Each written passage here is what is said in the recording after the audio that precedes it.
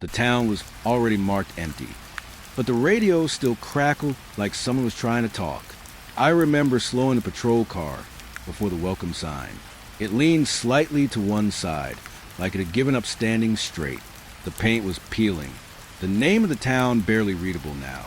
Officially, this place had been cleared 3 days ago. Evacuated. Locked down. Done. But dispatch still sent me. No reason. No explanation. Just one line. Final patrol required before permanent closure. That was the first thing that didn't sit right. Because we don't do final patrols for dead towns. I kept driving anyway. The road into town felt longer than I remembered. Too quiet. No wind. No animals. Not even the hum of power lines. Just a low engine sound and my own breathing. I checked the radio again. Dispatch, confirm I'm the only unit assigned. Static, then a soft click, like someone almost answered, but no voice came through. I told myself it was just interference. Old towers, dead signal. Still, I turned the volume down. Something about that silence felt crowded. The first street looked frozen in time. Cars still parked outside houses. Doors shut. Curtains half open like people left in a hurry, but thought they'd come back. I stepped out of the car. The air felt wrong. Not cold, not warm, just still, like the town wasn't breathing anymore. My boots sounded too loud on the pavement. I walked up to the first house. Mailbox open. Letters inside. I pulled one out. Dated 4 days ago. No one had touched it. That made sense. What didn't make sense was the front door. It wasn't locked. I pushed it open slowly. The smell hit first. Not decay. Not dust. Just stale air.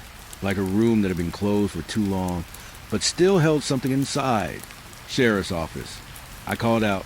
My voice didn't echo the way it should have. It just stopped. The living room looked normal. Couch. TV. A mug on the table with dried coffee inside. Still unfinished. I moved deeper inside. The kitchen light flickered once, then stayed on.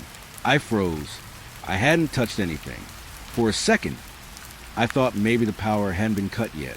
But that didn't explain the flicker. Or the timing. I stepped back out. Closed the door. I didn't write anything down. Not yet. I moved on to the next street. Halfway down, I noticed something that made me stop walking. A swing set in a small yard. Moving. Slow. Back and forth. No wind. I stood there for a full minute, just watching it, waiting for it to stop. It didn't. The chains creaked softly. A steady rhythm. Like someone had just gotten off seconds before I arrived. I checked the ground. No footprints. No drag marks. Nothing. I felt that tightness in my chest then. The kind you don't notice until it's already there. I told myself there had to be a reason. There's always a reason. But I didn't walk closer. I turned back to the car instead.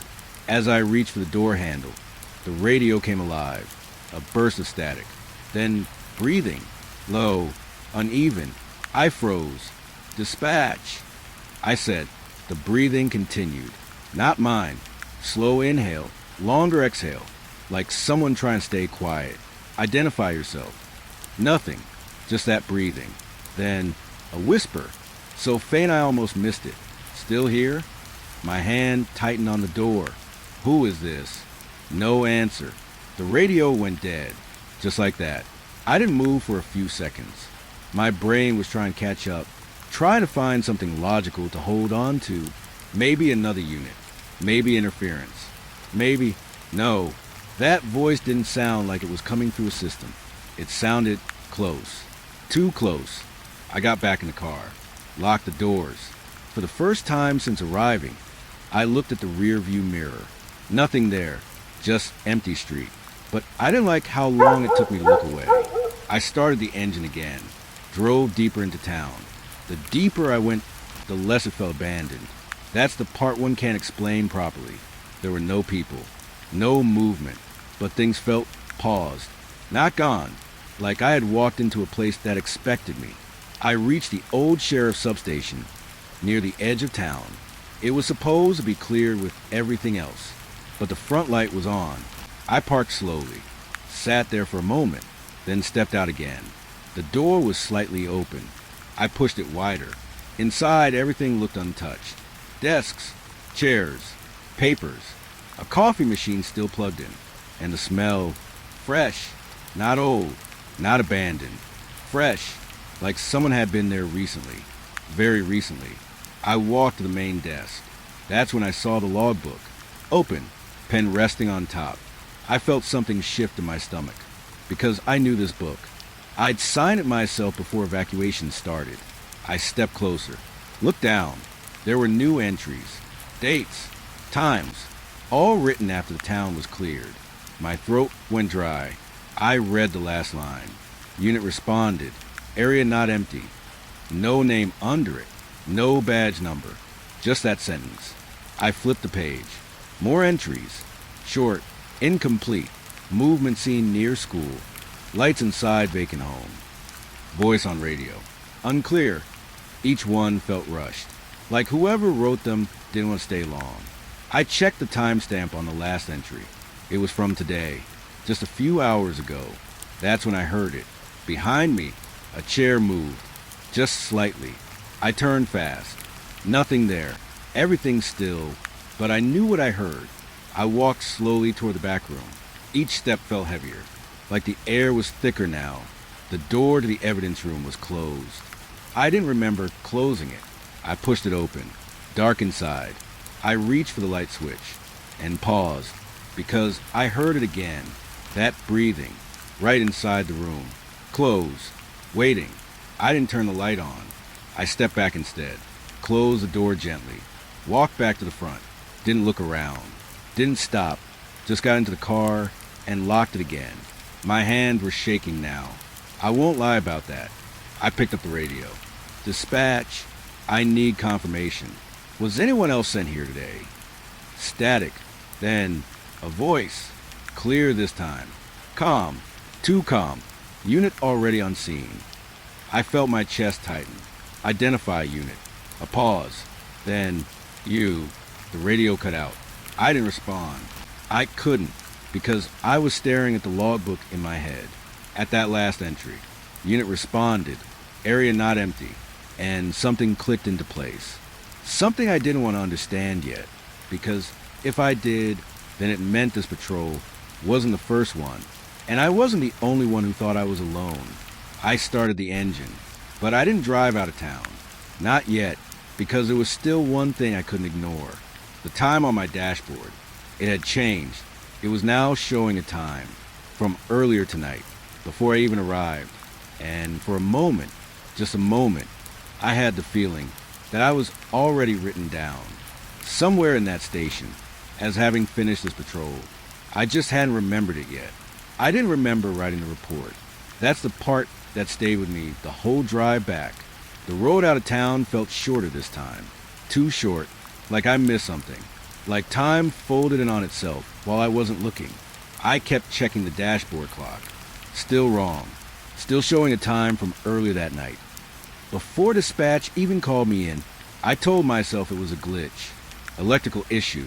Old car. But the radio hadn't turned back on since that last voice. Not a single sound. That felt worse. Because silence meant I had nothing to argue with. By the time I reached the station, the sky was still dark. Same as when I left. No time passed, or too much had. I parked outside and just sat there for a minute. The building looked normal. Lights on inside. Everything exactly how it should be. That helped a little. Normal things have rules. And rules mean explanations. I stepped out and walked in. The front desk was empty. Night shift was supposed to be on, but no one was there. The chair behind the counter was pushed back slightly, like someone had just stood up. I didn't call out. Didn't feel right. Instead, I walked straight to the records room. I don't know why. Maybe because of the logbook in that substation. Maybe because something in me already knew what I was going to find. The hallway lights flickered once as I passed under them. Just once. I kept walking. The records room door was open. Inside, the computer screens were on. Multiple ones.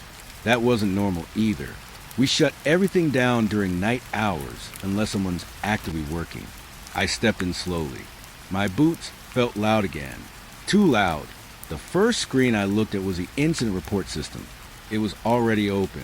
Cursor blinking. Waiting. There were files listed on the side panel. Recent entries. I leaned closer. My stomach dropped. Every single one was time-stamped after the evacuation order. After the town was declared empty. After tonight. That shouldn't be possible. I clicked the first report. Disturbance reported. No civilians located. Location. The town I had just left. Time, 9:12 p.m. I checked my watch. It was past midnight. I opened another.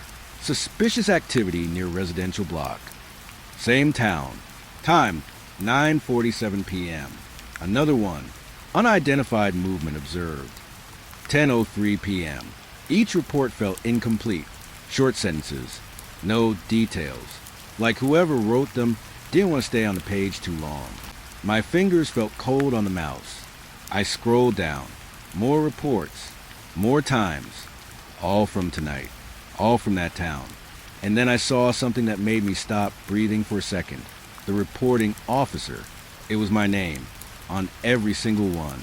I leaned back slowly. No! I whispered. I hadn't written these. I hadn't even been there at those times. I only got dispatched later. There's no way. I clicked the latest report. The one at the very top. Unit responded. Area not empty. Same line I saw in the substation logbook. Same exact words. Time, 11:26 p.m. I felt something twist in my chest. Because I remembered reading that line. But I didn't remember typing it. The cursor blinked at the end of the sentence. Like it was waiting for me to continue. I moved the mouse slightly. The screen didn't change. But something else did. A new line appeared. Slowly. Letter by letter. I didn't touch the keyboard. Didn't move. Still the words formed. Still inside. I stepped back. My chair rolled slightly behind me and hit the wall. The screen stayed there. That sentence sitting under my name. Fresh. New. I looked around the room. Empty. Completely empty. But the feeling wasn't. It felt like someone had just stepped out, or worse, like someone was standing just outside my view, watching the screen with me.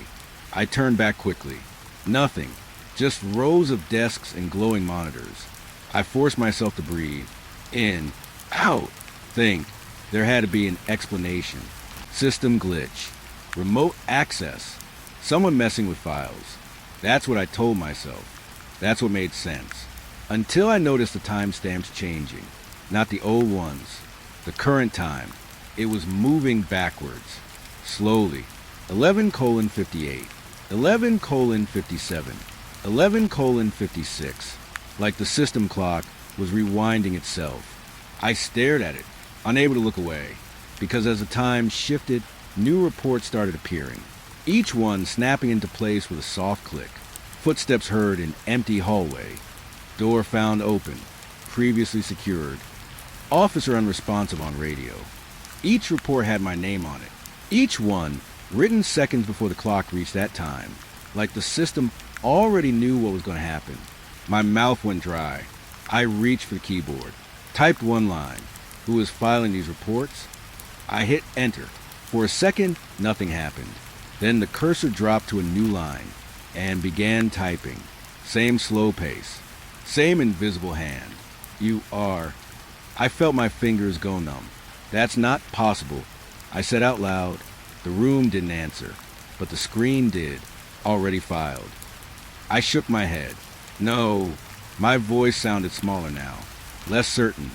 I scrolled through the reports again, looking for anything that didn't match. Anything that proved this was fake. That's when I saw the final entry. It wasn't complete yet. The timestamp was still forming. The seconds ticking into place. It matched the current time. Right now, I stared at the blank report, waiting, because I already knew it was going to fill itself. And it did, one word at a time. Officer returned to station. Pause.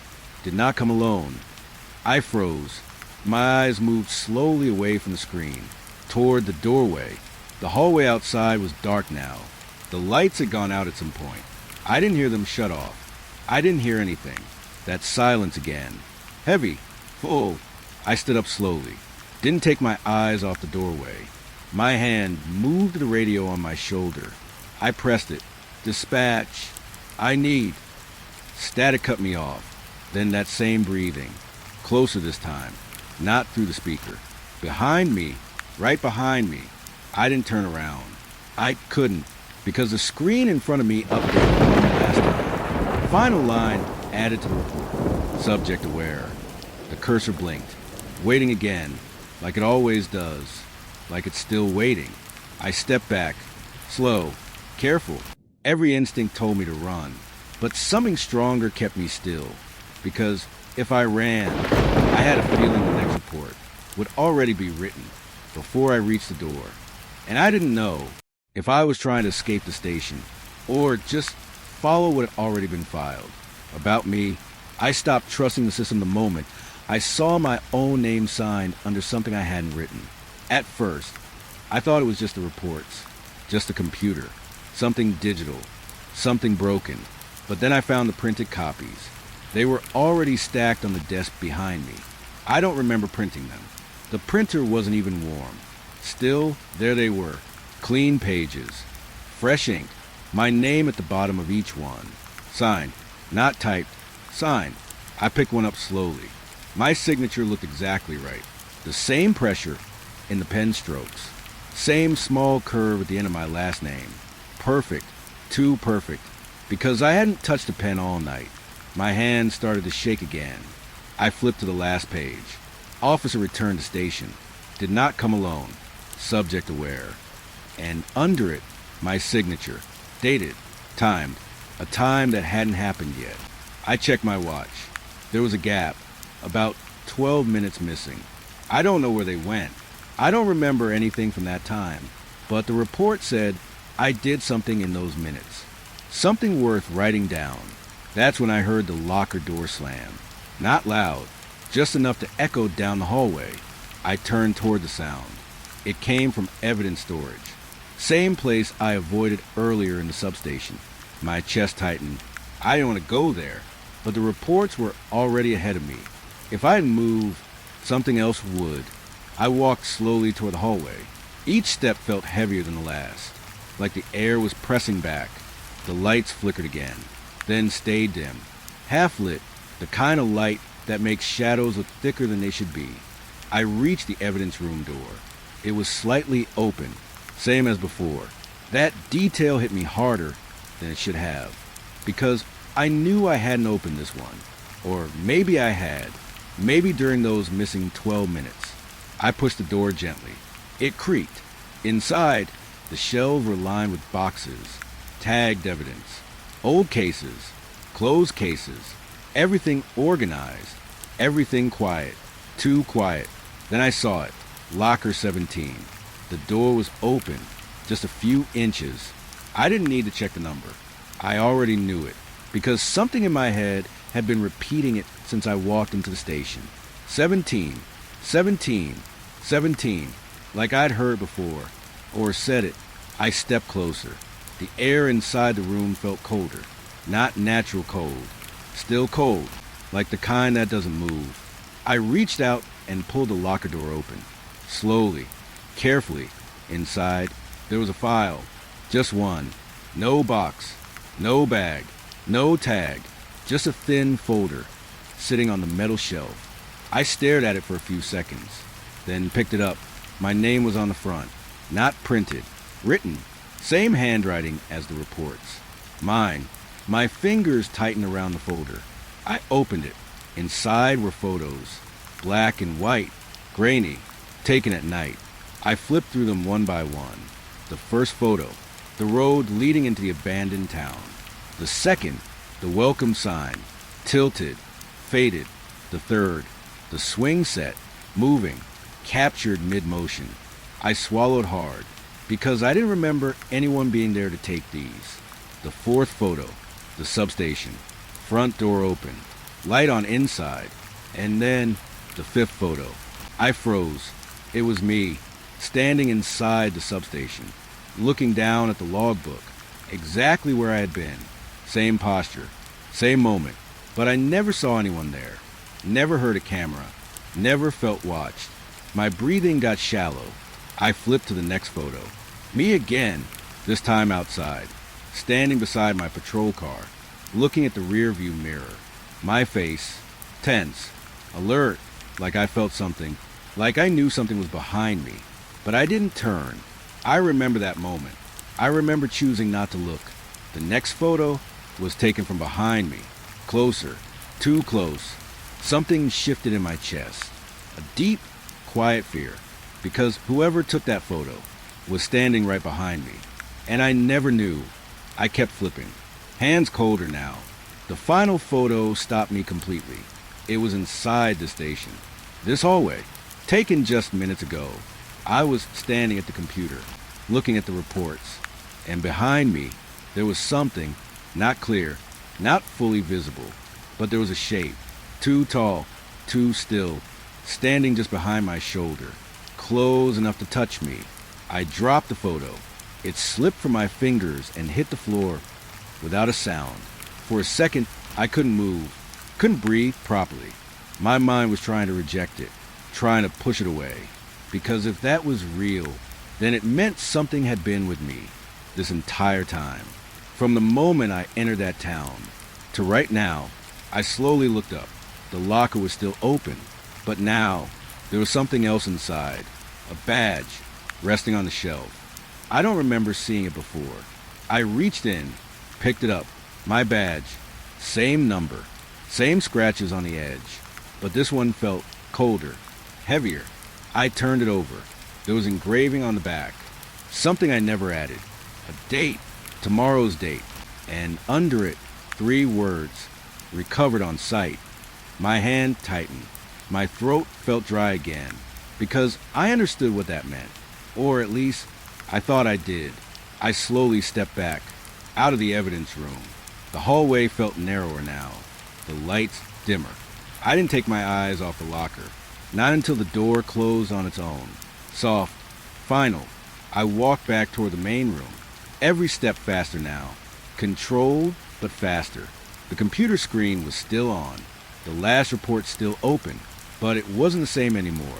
A new line had been added. Final entry, badge recovered, officer no longer required. I stopped, stared at the screen. Then slowly, I looked down at my hand, still holding the badge. My badge, or the one that replaced it. I don't know, because for a second, I couldn't remember if I had ever taken mine off. The radio crackled again. That breathing returned, right next to my ear, not through the speaker. Close, real, and then a whisper, soft, almost calm. You signed already. My heart started pounding, because I realized something I hadn't wanted to admit. All those reports, the timestamps, the signatures, they weren't predicting anything. They were records of things that had already happened, just not in the order I experienced them. I looked back at the screen one last time. The cursor blinked, waiting, like it always does. And I had this quiet, sinking feeling that somewhere in the system, there was one more report, already filed, already signed, describing the exact moment. I stopped being the one writing the reports and become the thing they're written about. The call came in before the radio even turned on. I was already holding it. That's the part one still can't explain. My hand was resting on the dashboard, fingers loose, not expecting anything. The night was quiet, too quiet, but that's normal out here after midnight. Empty roads, no headlights, no movement.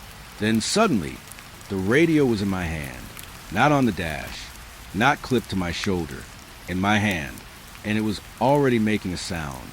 Low static, uneven, like someone trying to push through a weak signal. I don't remember picking it up.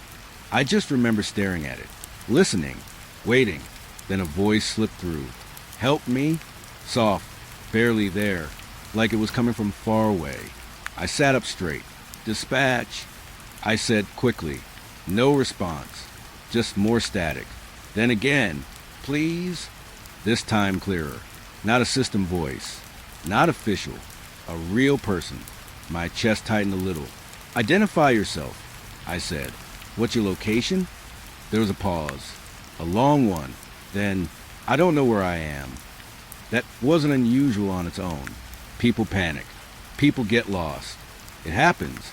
But something about the way they said it, it didn't sound confused. It sounded empty, like they had already given up trying to understand. I reached over and turned on the main radio console. The system flickered to life. No incoming call log. No active signal.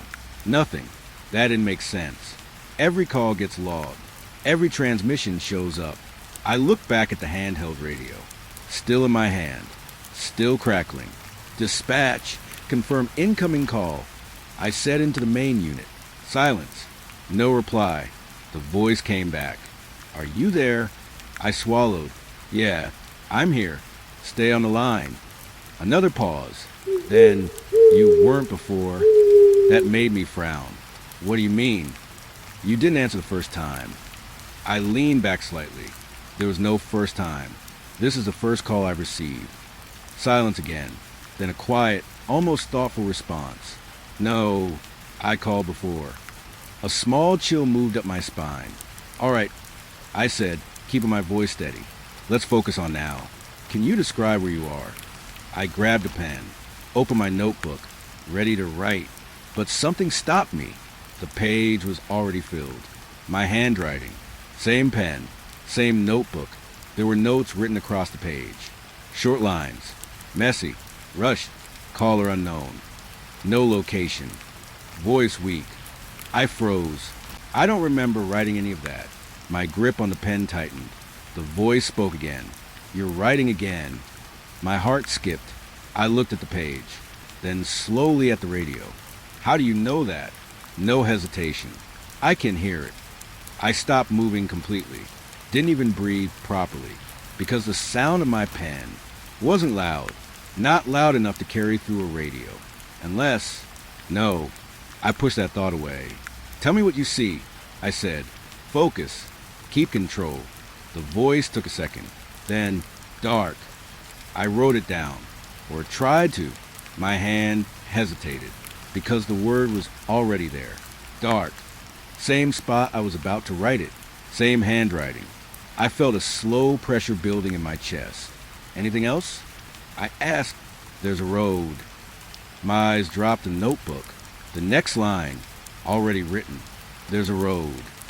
I stopped writing. Completely. The voice continued. It doesn't end. I didn't check the page this time. I didn't want to. Do you see any signs? Buildings. I asked. A longer pause now. Then, a car. That made me look up. Describe the car. Silence. Then, quieter. It's yours. I felt my throat go dry. That's not possible. I can see you.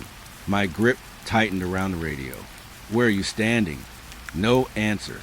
Just breathing. Soft. Close. Too close. Answer me. I said, sharper now. The voice shifted. Softer. Almost calm. I'm behind you. I turned instantly. Nothing. Just the empty road. Dark. Still.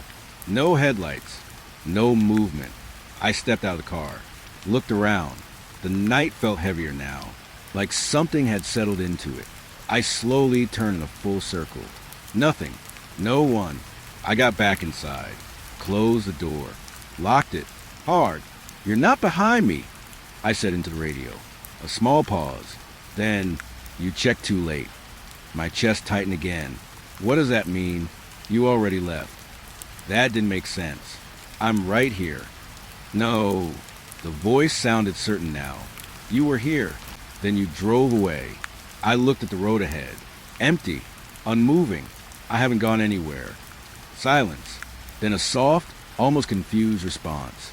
Then why did you leave me? That hit differently. Not fear. Something else. Guilt. Unwanted. Unclear. But there. I didn't leave you, I said. Yes, you did. The voice cracked slightly, like something breaking under the surface. I called. You answered. Then you drove away. I shook my head. That didn't happen. It did. The certainty returned. Cold. Steady. I looked down at the notebook again. Slowly. Carefully. There was another line now. One I hadn't seen before. Left caller, it seemed. My stomach dropped. I flipped the page. More notes. More handwriting. More entries I don't remember making. Tried to follow.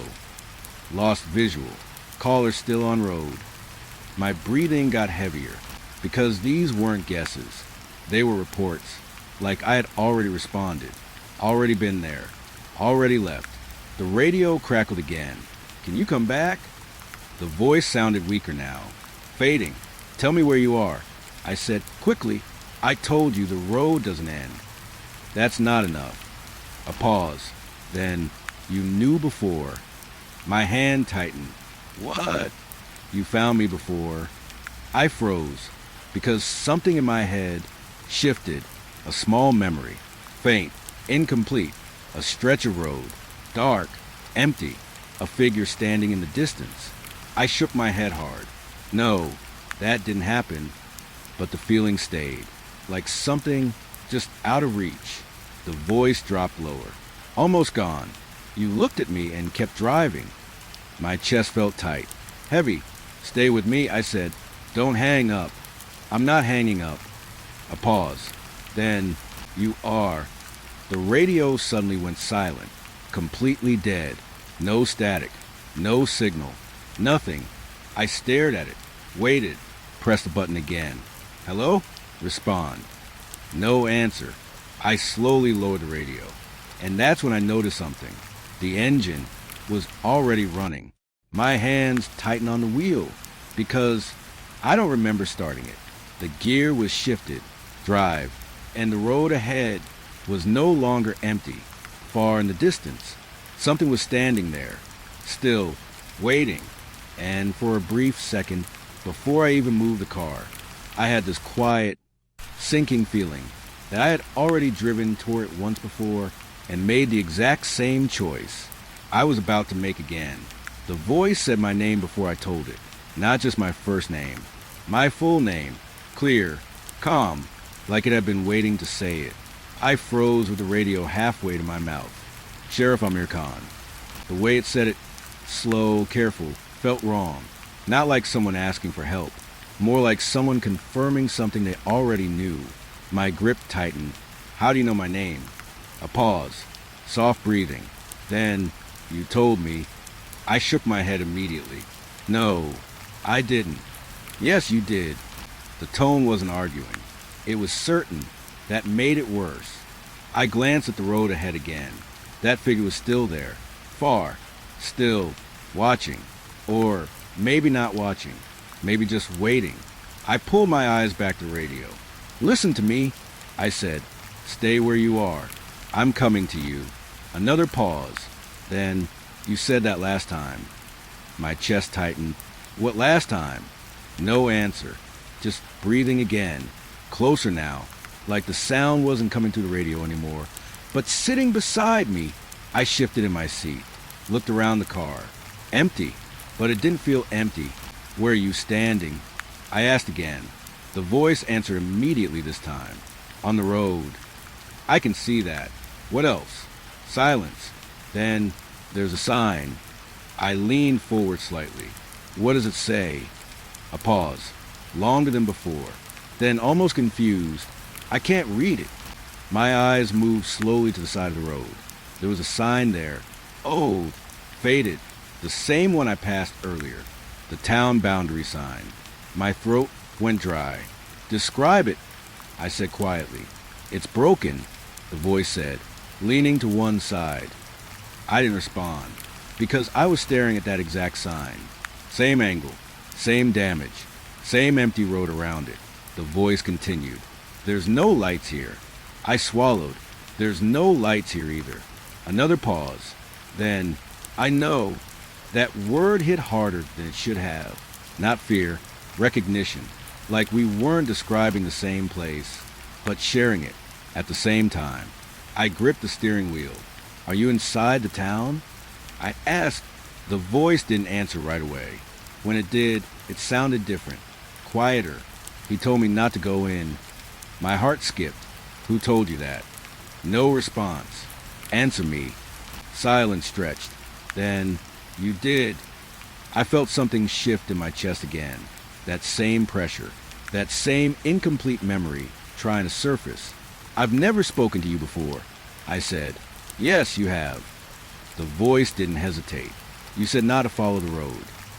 I looked at the road ahead. The figure was still there, closer now, or maybe I just noticed it more. "What road?" I asked. "This one." The voice sounded almost tired now, like it had repeated this too many times already. I checked the dashboard clock. It flickered, then changed. The time rolled back by a minute. I stared at it, then back at the road. Nothing else moved, only the time. "You said it loops," the voice continued. "You said it doesn't end."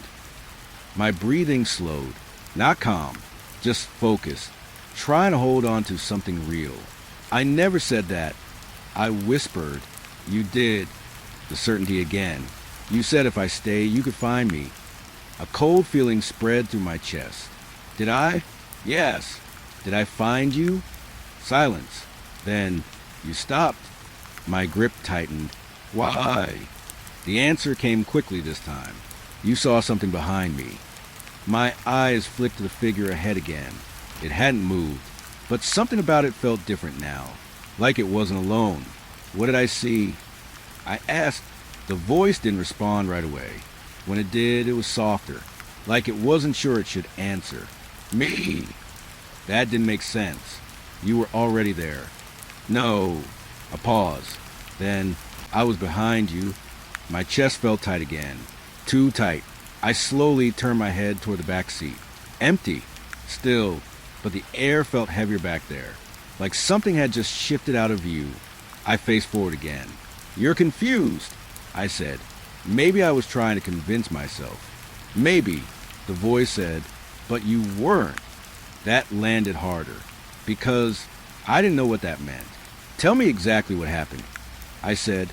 The voice took a deep breath. Slow, controlled, like it was remembering something it didn't want to. "You stopped the car."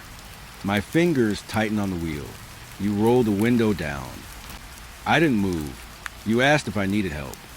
My throat went dry. "You looked at me for a long time." The image started forming in my head. Unclear, broken, but there. "You said I shouldn't be here." The pressure in my chest grew heavier. "You told me to step back from the road." I swallowed, and then the voice paused, long enough to make me lean forward slightly. "Then what?" The answer came in a whisper. "You looked past me." I felt my body go still. "Past you?" "Yes." "What did I see?" Silence. Then, "Your car." My grip tightened. "That doesn't make sense." "You were inside it." The words hit harder now, slower. "You were watching yourself." My breath caught, because for a split second, something clicked. A reflection, not in a mirror, in glass, a window, a second version of the same moment. "You stepped back," the voice continued. "You said something." "What did I say?" I asked quickly. The voice hesitated. Then, "Don't answer the radio." Everything went quiet after that. Too quiet. Even the air felt still again. I looked down at the radio in my hand, then back at the road.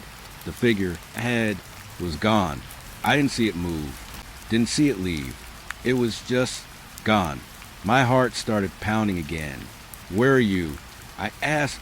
No answer. Respond. Nothing. Just silence. Then a click. The radio came back to life. But this time, it wasn't the same voice. It was mine. Clear. Recorded. Like a playback. Unit responding. Subject located on Route 17. My stomach dropped, because I don't remember saying that. The recording continued. Subject advised to stay clear of roadway. A pause. Static. Then my voice again. "Do not answer the radio." The playback cut off. Silence returned. Heavy. Final. I slowly lowered the radio. My hands weren't steady anymore, because now I understood something I didn't want to accept. The voice wasn't just talking to me. It was remembering me from a moment I hadn't reached yet, or maybe from a moment I already lived and failed to remember. I looked at the empty road ahead. Nothing there now. No figure. No movement. But the feeling didn't leave. That something had been standing there. waiting for me to arrive again. And somewhere out there, on a road that doesn't end, there's still a version of me standing outside the car, telling someone not to answer radio. I'm already holding. The radio stayed on even after I turned it off. I remember pressing the power button twice, then holding it down. Nothing changed. The small red light stayed lit, steady, watching me. I slowly pulled my hand away. The car was silent otherwise. Engine off, keys in my lap, road empty in front of me, but the radio still breathing, soft, uneven, like someone resting just out of sight. I didn't touch it again. Dispatch, I said, trying the main console. This time it answered, clear, normal, go ahead. That almost felt like relief. I got an open line on my handheld.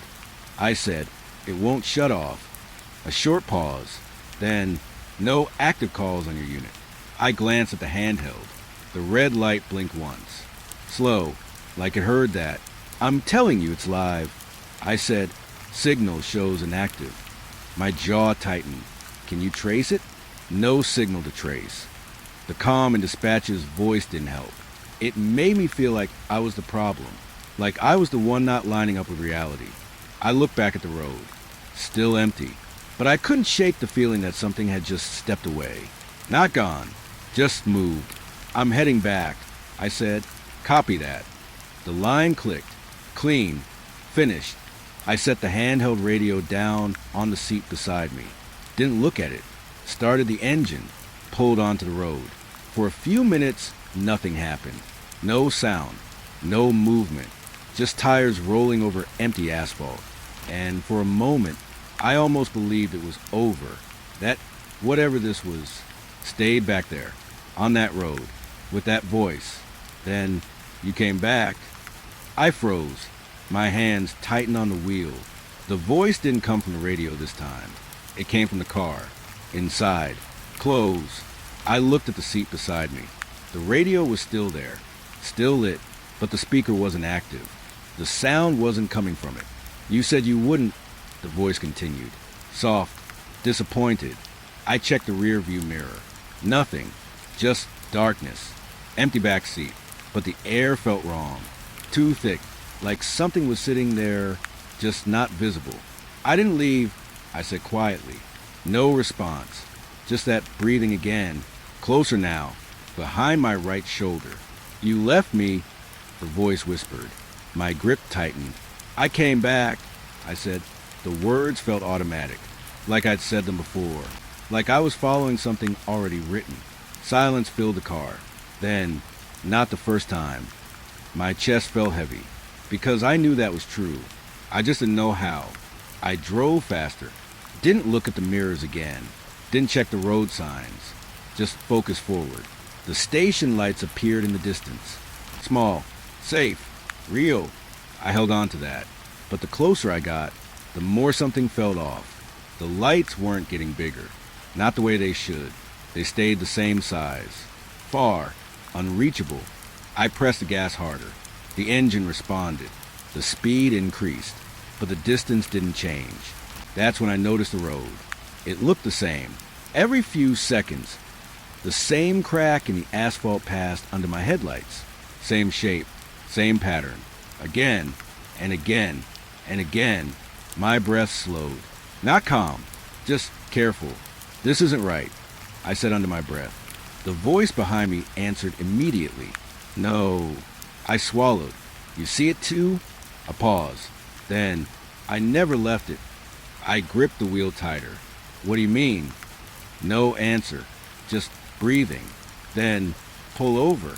The words were soft, almost gentle, like advice.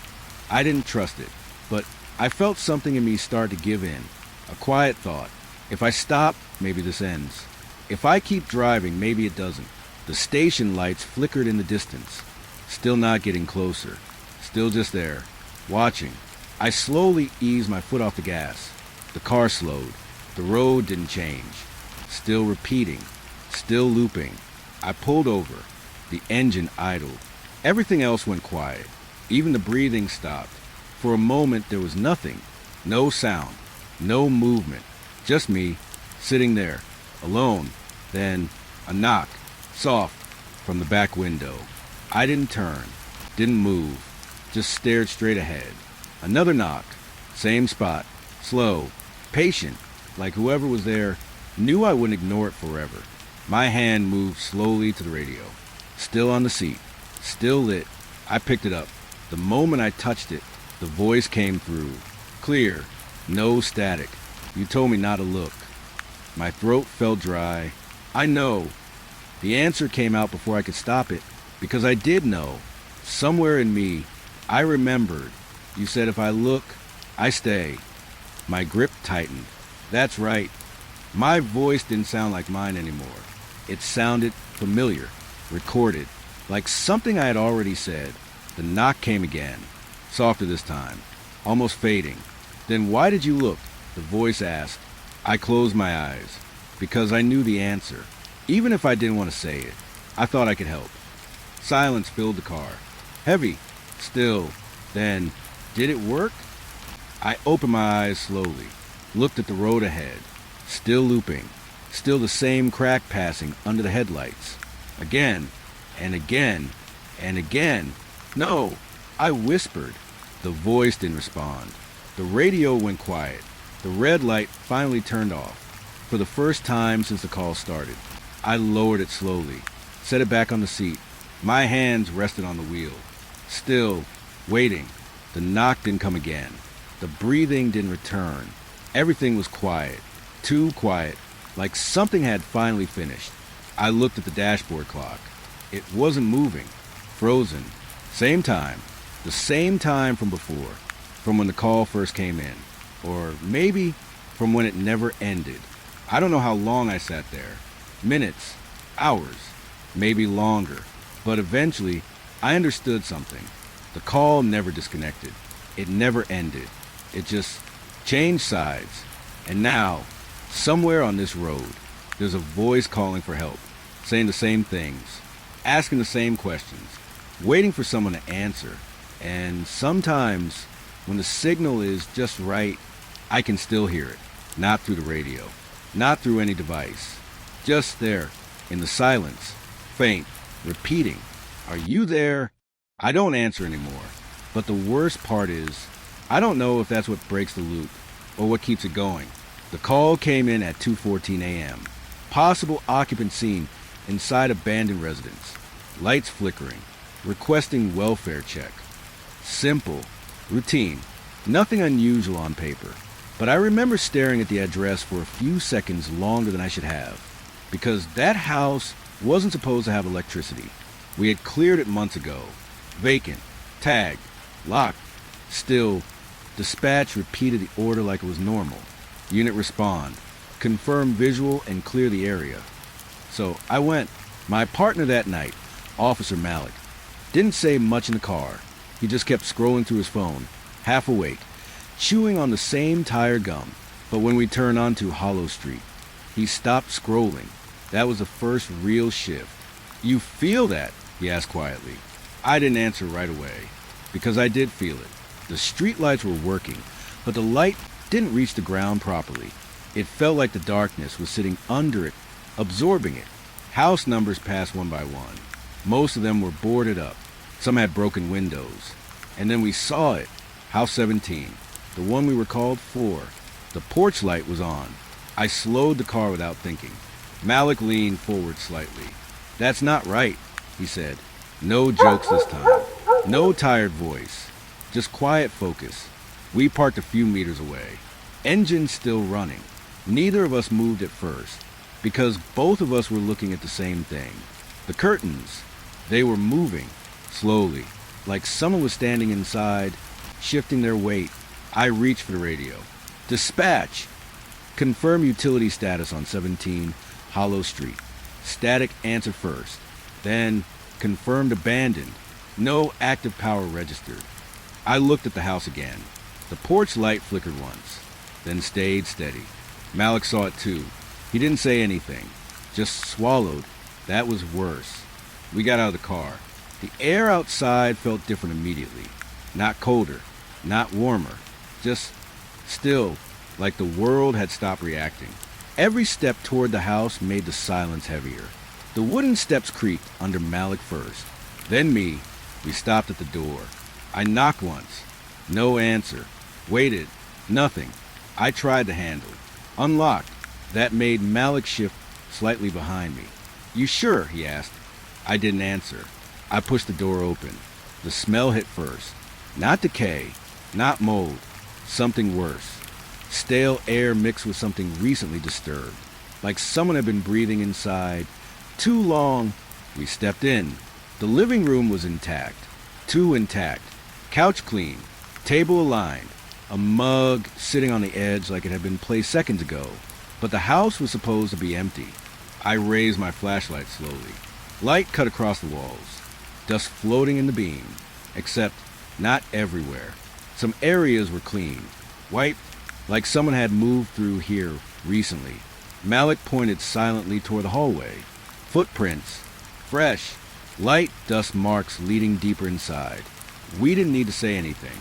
We followed them. Each step felt louder than it should have. The hallway was narrow, doors on both sides slightly open. The footprints continued straight, stopping at the last room, the bedroom. The door was closed. I looked at Malik. He nodded once. I pushed it open. The room was empty, at least at first glance. Then the flashlight hit the bed, blanket slightly raised, like someone had just stood up, and under it, a phone, still on, screen glowing faintly. Malik stepped closer. Who leaves a phone behind like that? I didn't answer. I picked it up. No lock screen, just a live recording app open. Paused. My thumb hovered. Then I pressed play. The sound came instantly. Breathing. Close. Too close. Malik stepped back slightly. The audio shifted. Then a voice. Soft. Whispering. "I heard you outside." I froze. Malik looked at me. "What the hell is that?" The recording continued. "I know you're here." I looked around the room. Empty. Still empty. But the voice sounded like it was inside it. Not from the phone. From the space itself. Malik slowly raised his flashlight toward the closet. No, I don't like that," he muttered. I stepped closer to the closet anyway. The door creaked as I pulled it open. Inside, nothing. Just hanging clothes. Old. Dusty. Except one thing. A small mirror taped to the back wall. I raised the flashlight. My reflection looked back. Normal. Until the reflection blinked a second late. I stopped breathing for a moment. Malik saw it too. He whispered, "Did you?" A sound cut him off. From upstairs, a slow step. Wood creaking. Once. Then again. We both looked up instantly. The ceiling above us felt too close now. The recording in my hand was still playing, but the voice changed. Now it sounded excited. "You came in." I turned the phone off immediately. Silence dropped hard. Too hard. Then another step upstairs. Closer this time. Malik raised his gun slightly. "Police, come down now." No response. Just another step. I moved toward the stairs. Didn't feel like a choice. Malik followed reluctantly. Each stair creaked under us like it was warning someone. Halfway up, I saw something at the top landing.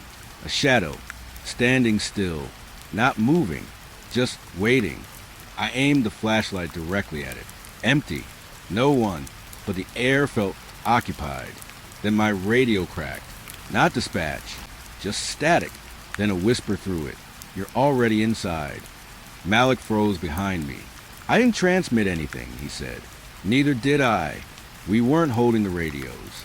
They were on our belts. Still talking. I looked down the hallway upstairs. 3 doors, one slightly open. From inside it, light flickered. Not porch light, not electrical. Something different, like a pulse. Slow, alive. And in that moment, I realized something I didn't want to accept. We didn't arrive at an empty house. We arrived at something that was already expecting us, and it had already started speaking, before we ever knocked. We were still standing on the stairs when the radio stopped crackling. Not because it got better, because it went dead, completely silent. That silence hit harder than the voice did. Malik looked at me like he was waiting for me to explain it, like I had answers. I didn't. The upstairs hallway felt longer now. Same space, same walls, but somehow stretched, like the house was making room for something we didn't understand yet. The door at the end of the hall was still slightly open. That thin gap of light from inside kept pulsing, slow, like a heartbeat that didn't belong to anything human. Then my radio buzzed again. But this time it wasn't static. It was dispatch. Clear. Calm. Almost too calm. Unit 12, confirmed status on welfare check. I looked at Malik. He frowned. We didn't report anything yet, he whispered. I pressed my shoulder mic. Dispatch. We are on scene at 17 Hollow Street. Possible occupant upstairs. A pause. Then, negative Unit 12. According to logs, residence has been cleared. I froze. Malik blinked. Cleared. I said out loud, Yes, dispatch replied. Case closed 3 days ago. No further action required. I looked at the hallway again. The light still pulsing. Still alive. That's impossible, I said. Paperwork doesn't move without us. Dispatch continued like I hadn't spoken. Cleared by Unit 12. Report signed and submitted. My stomach tightened. Repeat that, I said. Silence. Then a file tone clicked through the radio, like someone opened something. Then dispatch again. Report ID 17 HW44. Signed by officer. The line cut, replaced by static. Malik stepped closer to me. Tell me that's not our case number, he whispered. I didn't answer, because I was already thinking the same thing. We hadn't cleared this house. We hadn't even finished the first sweep. But now the system was saying we did. My hand tightened on the railing. We go up, I said. Malik didn't argue, but I could feel he didn't like it. We moved slowly, carefully. Each step upstairs felt heavier than the last, like the house was paying attention now, not just watching, recording. When we reached the top floor, the hallway felt different again, warmer. That shouldn't have been possible. The light from the end room flickered stronger now, more stable, like it knew we were close. Malik whispered, Something's wrong with the system. We should call it in. I nodded slowly, but I didn't call it in, because I already knew what dispatch would say. We reached the door, the open one. The light spilled out softly, not harsh, almost inviting. I raised my flashlight and pushed the door wider. Inside, it wasn't what I expected. No broken furniture, no abandoned mess. The room looked organized, too organized, like someone lived here recently. A desk sat in the corner, a radio unit on top of it, power light on. Malik stepped in behind me slowly. This doesn't make sense, he said. I agreed silently. Then I saw the wall, pinned with documents, case files, photos, our photos, me and Malik, standing outside this exact house. But the angle was wrong. We weren't taking them. We were being photographed. I stepped closer. My breath slowed. One photo showed me looking at the front door. Except I remembered that moment. I was alone in the shot, but in this picture, something stood behind me, blurred, too tall, not fully visible. Malik saw it too. He swore under his breath. This is staged, he said, but his voice wasn't confident anymore. It was uncertain, like the room was convincing him otherwise. Then the radio on the desk crackled. Not ours. This one, the one in the room. A voice came through it instantly. Report received. Malik stepped back. I didn't move. The voice continued. Unit 12 responded. House cleared. No occupant found. I shook my head slightly. No, I said quietly. We just arrived. The radio paused. Then, according to records, you arrived 4 days ago. Silence dropped. Heavy.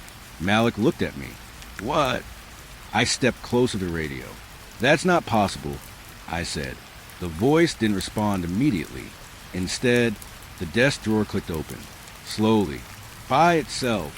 Inside, a logbook, already open, fresh ink, recent entry, my handwriting.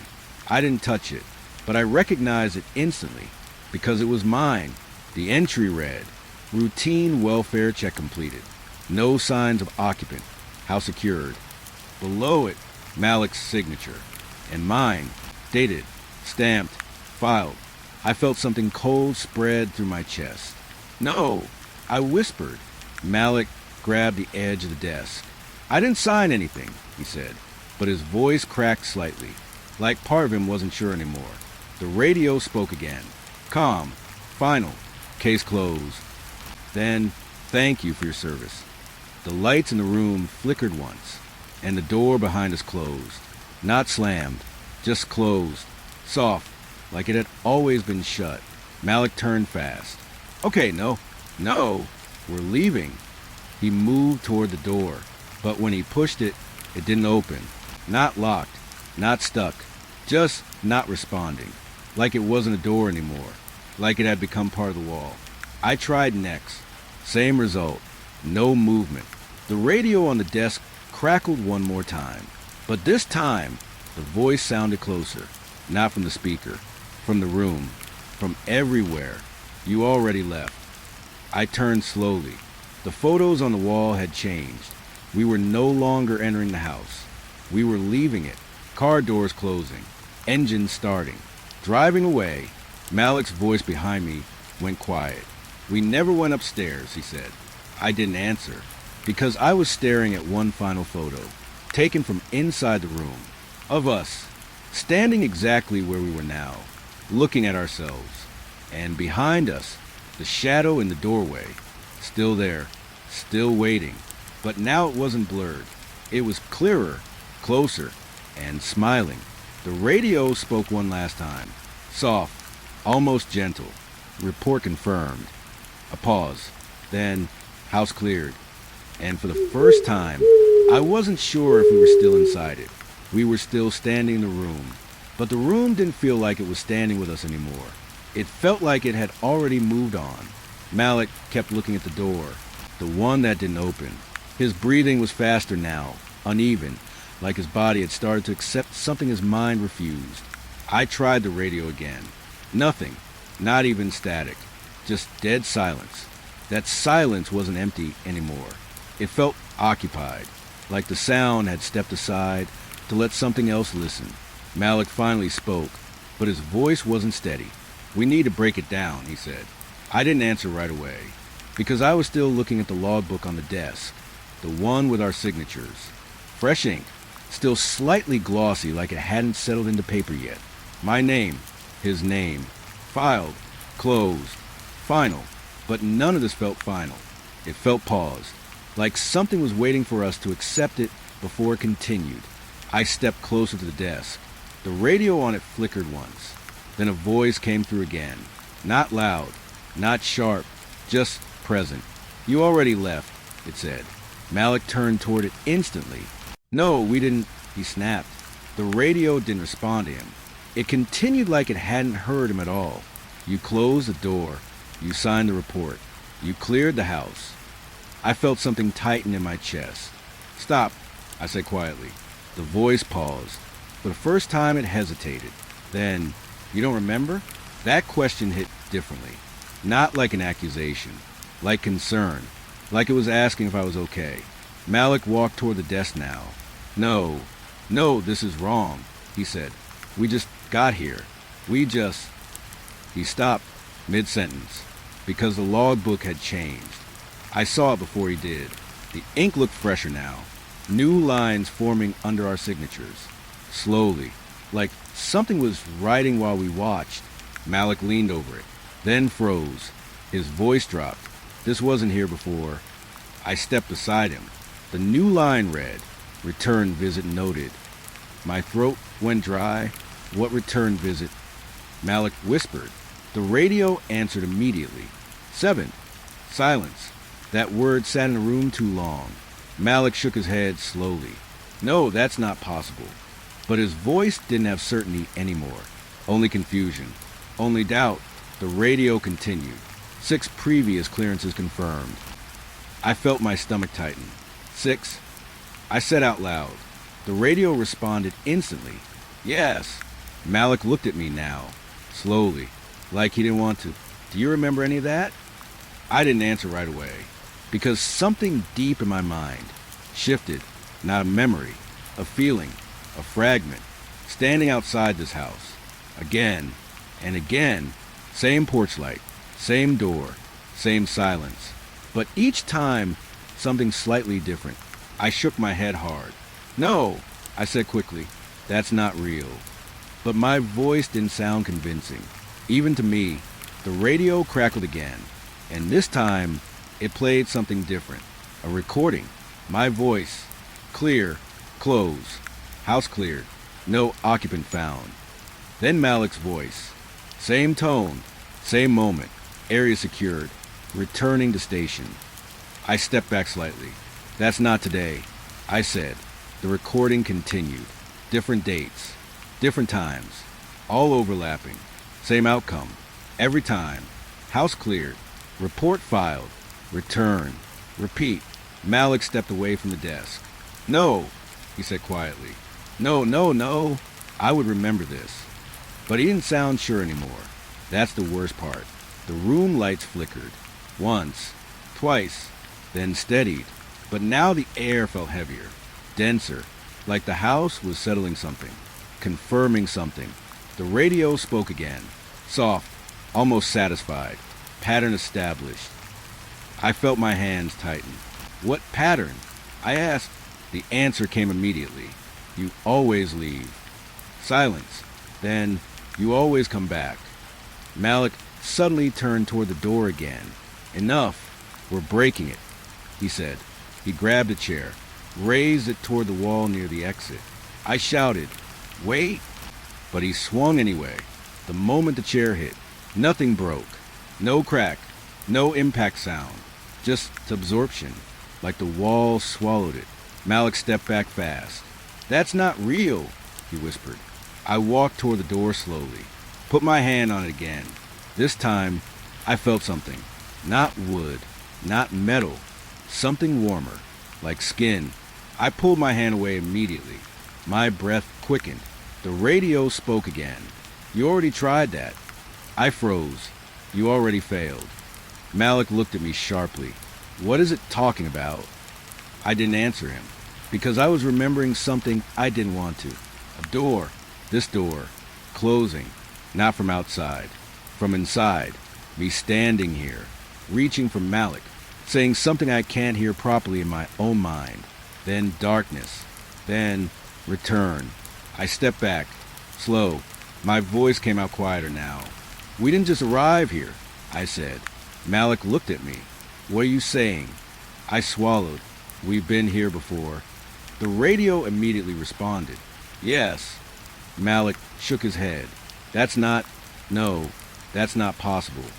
But he didn't deny it as strongly as before. The certainty was gone now. The house felt it too. The lights dimmed slightly, like it was listening more closely. The radio continued. And you always leave someone behind.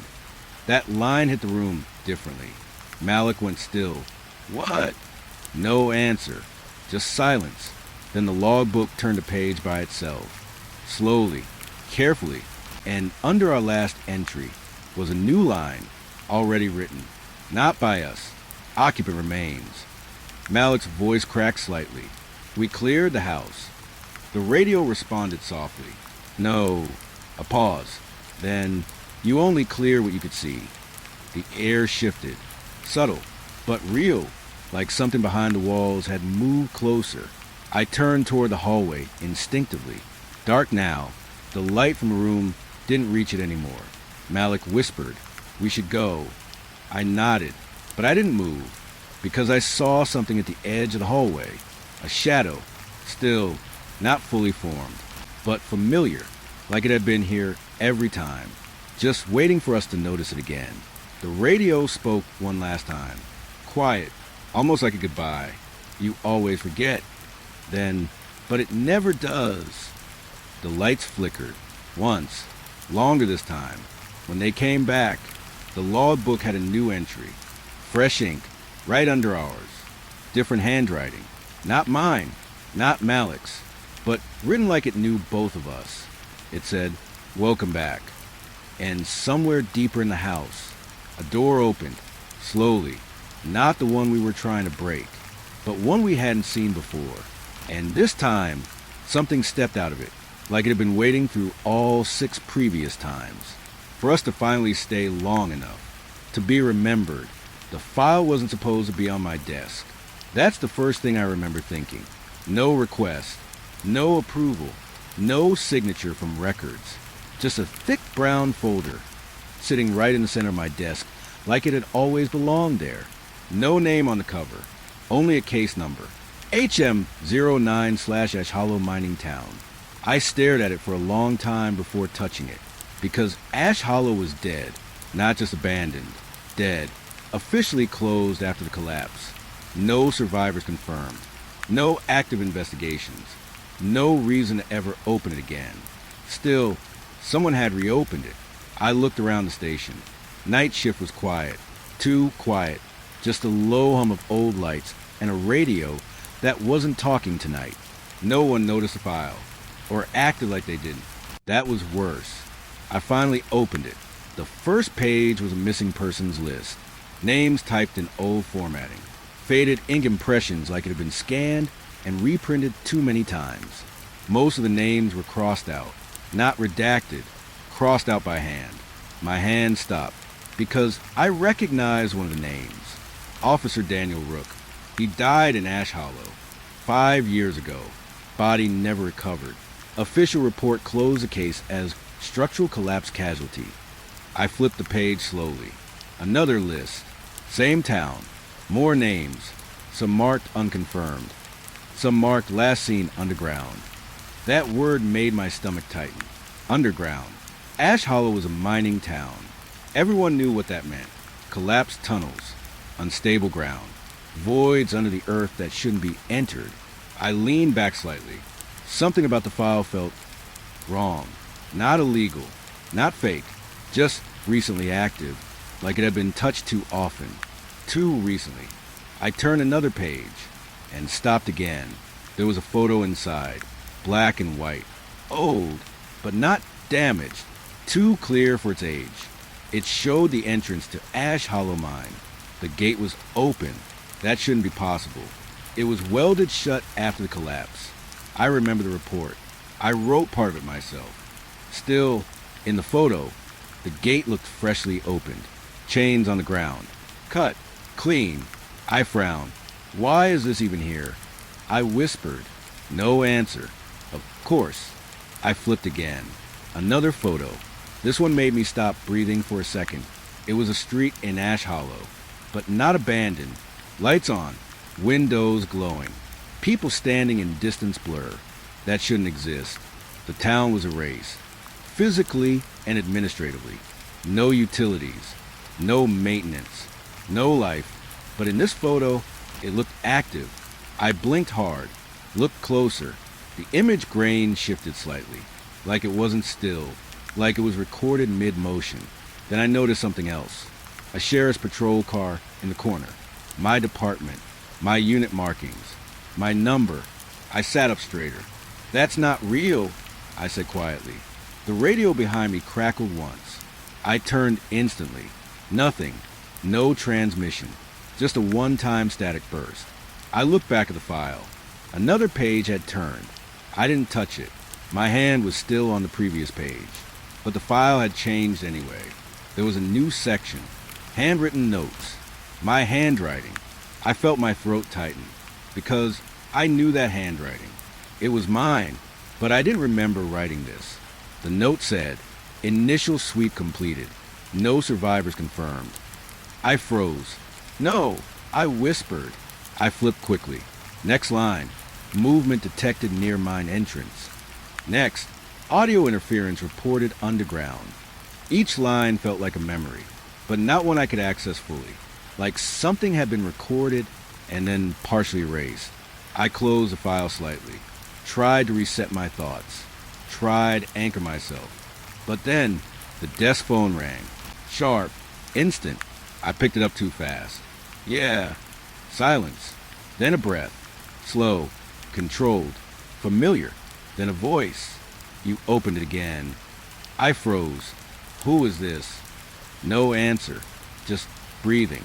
Then, you shouldn't have opened it again. My grip tightened. Identify yourself. A pause. Then, you already did. My chest tightened instantly. What does that mean? Silence again. Then the call ended. Deadline. No tone. No disconnect sound. Just gone. I stare at the receiver. Slowly place it down. My hand moved back to the file. Against better judgment, I opened it again. The next page was blank. Completely blank. But warm. That's what I noticed first. Like it had just been printed. Right there. In front of me. New ink smell. Fresh paper texture. Impossible for a cold case file that had been sealed for years. Then words appeared. Slowly. Like being typed by something invisible. One line. Welcome back, Sheriff. My breath stopped. The radio behind me crackled again. This time longer. Sustained. Then a new sound came through it. Not static. Not interference. A mining echo.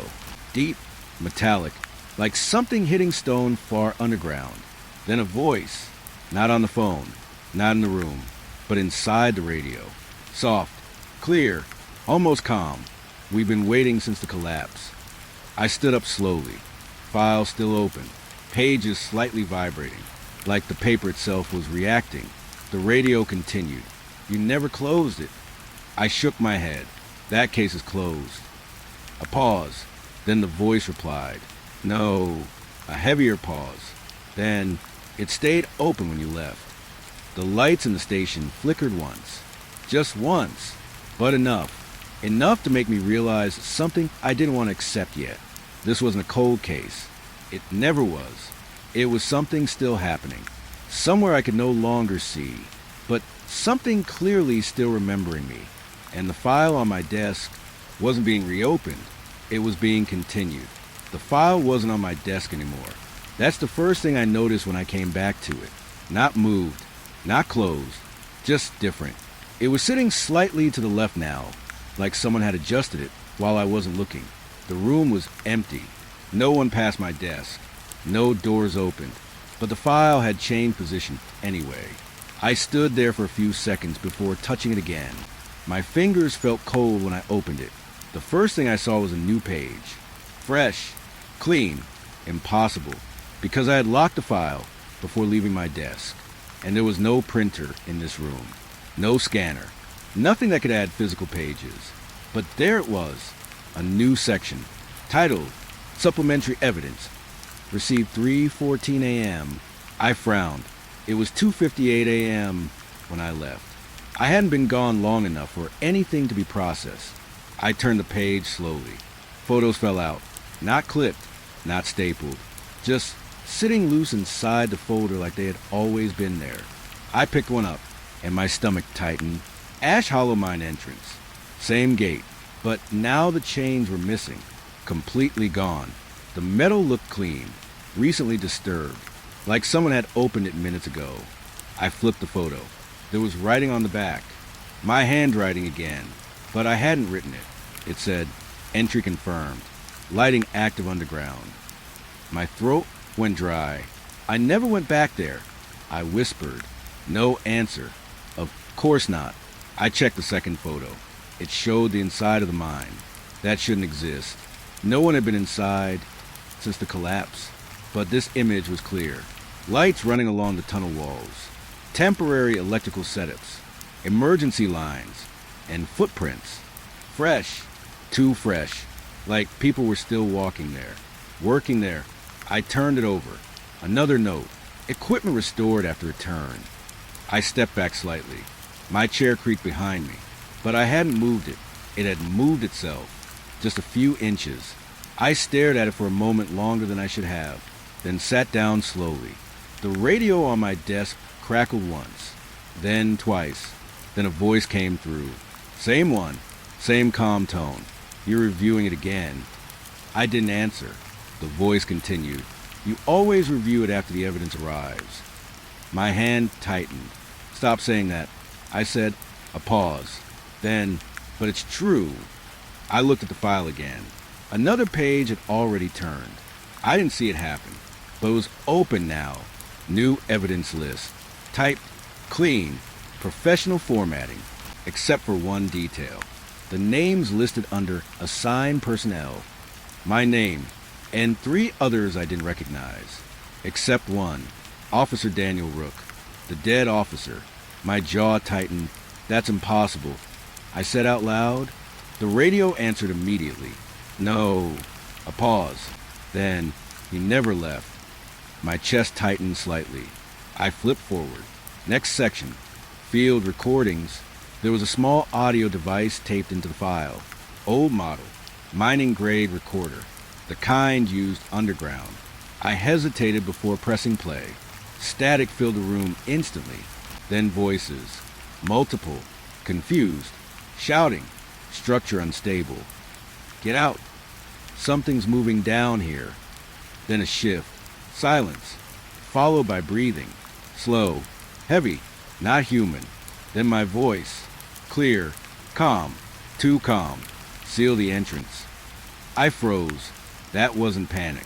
That wasn't confusion. That was command. My voice continued. Do not let it surface. The recording stopped abruptly. I sat there, staring at the device, because I didn't remember saying that. Not even close. The radio crackled again. You said it 3 times. The voice said. I swallowed. What'd I say? Silence. Then, each time it came closer. My breathing slowed slightly. Not because I was calm. Because I was trying to control it.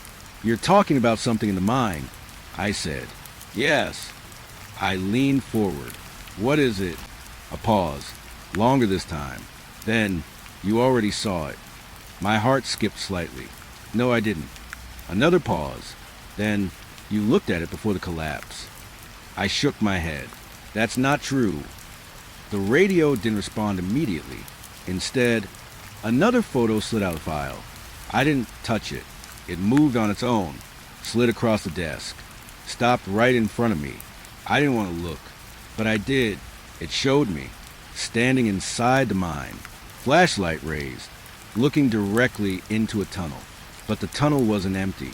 Something was there, not fully visible, not fully formed, but clearly present. Too tall, too close to the frame of the image, like it was standing just outside the camera's capture range. My breath caught. I leaned back. No, I whispered. The radio responded softly. You didn't report it. I shook my head again. I would have reported that. A pause. Then, you did. I felt my stomach drop slightly. The file turned another page. By itself. Slow. Deliberate. The new page had a single sentence. Written in bold.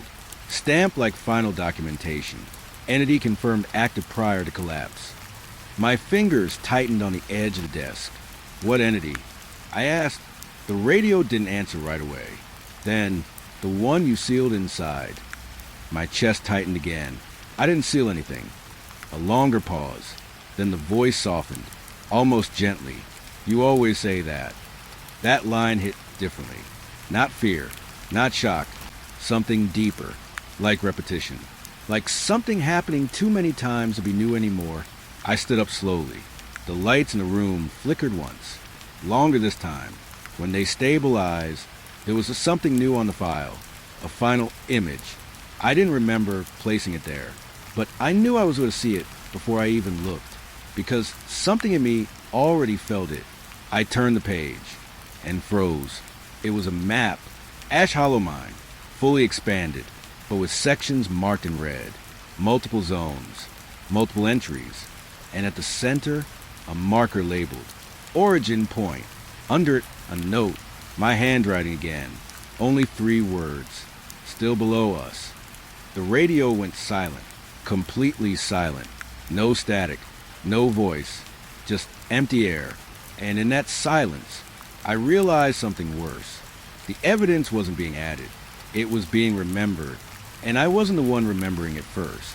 The radio didn't come back. Not even static. That silence felt wrong in a different way now. Not peaceful. Not empty. More like something had stopped breathing. Right in the middle of a sentence. I sat at my desk without moving for a long time. The file stayed open. The map stayed on the last page. Ash Hollow Mine. Red markings. Origin point. Still below us. That line kept repeating in my head, even when I tried to think about something else. Because it didn't sound like information. It sounded like direction.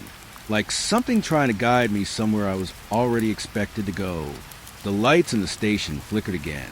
This time, they didn't fully recover. They stayed dim, like the building had lost confidence in itself. I finally stood up, not because I decided to, because I felt like staying still wasn't an option anymore. The file slid slightly when I moved away from the desk. Just a small shift, like it didn't want to be left behind. I didn't touch it again. I walked toward the hallway. Every step felt heavier than the last.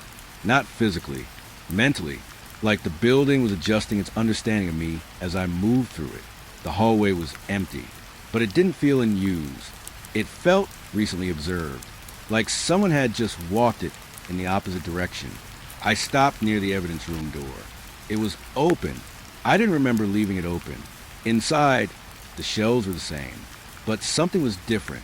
One empty slot, a missing file, right where Ash Hollow's backup case should have been stored. I stepped closer, ran my fingers across the shelf. Dust, except one clean rectangle, like something had been sitting there until very recently, taken or returned somewhere else. Behind me, the lights flickered again, longer this time. When they stabilized, I heard something, not the radio, not a phone, footsteps, slow, inside the station, but not mine. I turned immediately. Nothing in the hallway, still empty, but the sound didn't stop. It continued, closer, from the direction of my desk. I moved back quickly. The file was still there, but now it was closed. I didn't close it. I stopped a few feet away. Didn't touch it.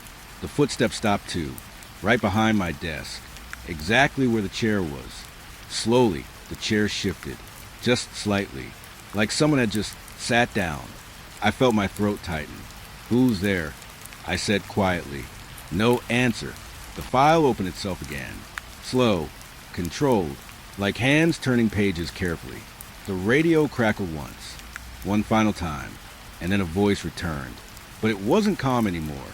It wasn't controlled. It sounded closer, more present.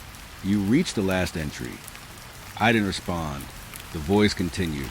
"There isn't another report after this." My chest tightened slightly. "Why?" I asked. A pause. Then, "Because you stopped writing here."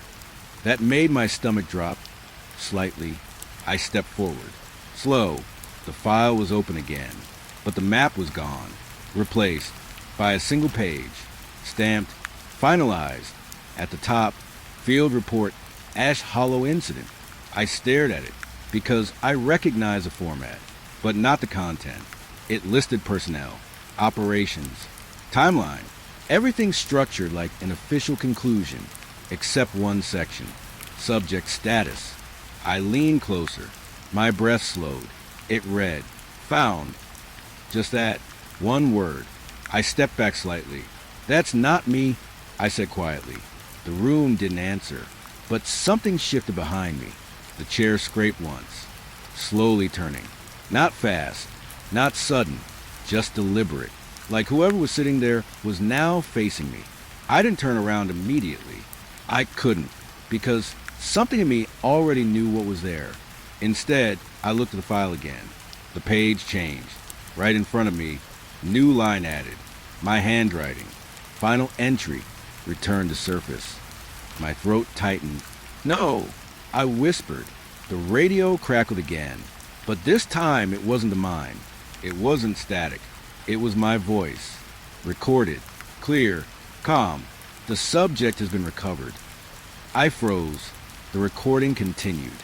Incident closed. A pause. Then, "Do not reopen." Silence. The lights dimmed further. Now the station felt smaller. Not physically, but like the space between walls had been reduced. Like something inside it was getting closer. The chair behind me creaked again. This time it stopped, perfectly still. I finally turned. Slowly. The chair was empty. But it wasn't empty in the way I expected. There was pressure in it. Shape. Impression. Like something had just stood up, but not left. I looked down at the file one last time. The final page had changed again, only slightly. A new line added at the bottom. Fresh ink, immediate. It said, subject is now aware. My breath stopped, and for the first time, I understood what found actually meant. It didn't mean recovered. It didn't mean rescued. It meant located, pinned, marked, identified. The footsteps returned again. But this time, they weren't walking around me. They were walking toward me, slow, measuring, behind my shoulder, close enough now that I could feel the air shift. I didn't turn, because something told me I didn't need to. The voice came again, not from the radio, not from the file, from right behind me, soft, familiar, almost like my own voice speaking back to me. You finished the report. A pause. Then, now you are part of it. The lights in the station flickered one last time, and when they came back, the file on my desk was gone. In its place, a new folder, fresh, clean, already labeled, with my name, and below it, a case number I don't remember being assigned, but somehow I already know how it ends, and I haven't written it yet, but something else has. The road didn't exist on our map. That's the first thing I noticed. The second thing was the radio changing our route without asking. Unit 7 reroute. Take East Ridge detour. Confirm. I frowned at the screen in the patrol car. East Ridge wasn't a detour. It wasn't even a road we covered. We were assigned highway patrol that night. Nothing else. My partner, Deputy Cole, leaned forward from the passenger seat. East Ridge? That's nowhere near our sector, he said. I nodded slowly. That's what I'm seeing too. I tapped the system again. The map refreshed, then changed, not updated, changed. A new road appeared. Thin line, gray color, no label, just stretching into empty terrain where nothing used to be. Cole leaned closer. That wasn't there 5 minutes ago, he said. No, I replied. It wasn't there ever. The radio crackled again. Proceed as directed. Same voice, same tone, but something about it felt slightly off, like it wasn't responding, just repeating. Cole shifted in his seat. I don't like this, he muttered. I didn't either, but orders are orders. So I turned the wheel. The patrol car left the main highway, and the moment we did, the world behind us felt quieter, not soundless, just less present, like the highway forgot we were on it. The new road started as gravel, then turned into cracked asphalt, then into something smoother. Too smooth, like it had been recently repaired. But there were no maintenance records, no construction alerts, nothing. Cole checked his tablet. No listing, no satellite tag, nothing, he said. Then where the hell did it come from? I asked. He didn't answer, because ahead of us, the road was getting clearer, straighter, like it was guiding us. After about 10 minutes, Cole spoke again. GPS is recalculating, but it keeps looping. Looping how? I asked. It keeps thinking we're entering the same point again. I looked at the screen. The road we were on was now marked in faint gray, unnamed, unverified, almost like the system was unsure we were even supposed to be there. Then the radio crackled again. But this time, it wasn't dispatch. It was static, followed by a voice. Calm, too calm. You are on the correct route. Cole looked at me sharply. Did it just say that? I nodded slowly. We both went quiet. The road started narrowing. Trees on both sides grew closer. Too close, like they were leaning in, watching. The headlights flickered once. Cole noticed. Electrical issue, he asked. I don't think so, I said. The temperature inside the car dropped slightly. Not enough to alarm you, just enough to notice. Then the road ended. Abruptly. No sign. No barrier. Just stopping. Ahead of us was darkness. Not night. Something deeper. Like the road stopped existing beyond a certain point. Cole leaned forward. That's it? That's the detour? I didn't answer. Because something was visible ahead. A shape. Slowly forming in the darkness, like the road was continuing anyway, even if we couldn't see it yet. The radio spoke again. Continue forward. Cole shook his head. No way. But I felt something different. Not fear, not logic. Something like pull, like the road wasn't asking. It was expecting. I shifted the car into gear. Cole grabbed the dashboard. You're not seriously. I think we already are, I said, and I drove forward, into the dark. The moment we crossed the edge, the road reappeared under the headlights. But it wasn't the same road. This one had markings. Old ones.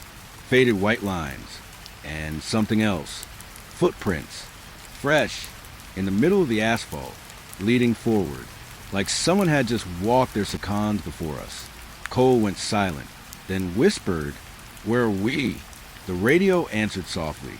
Still within jurisdiction. But I knew that wasn't true. Because jurisdictions don't end like this. Not into nothing. Not into roads that appear after you choose them. And definitely not into places that feel like they were waiting.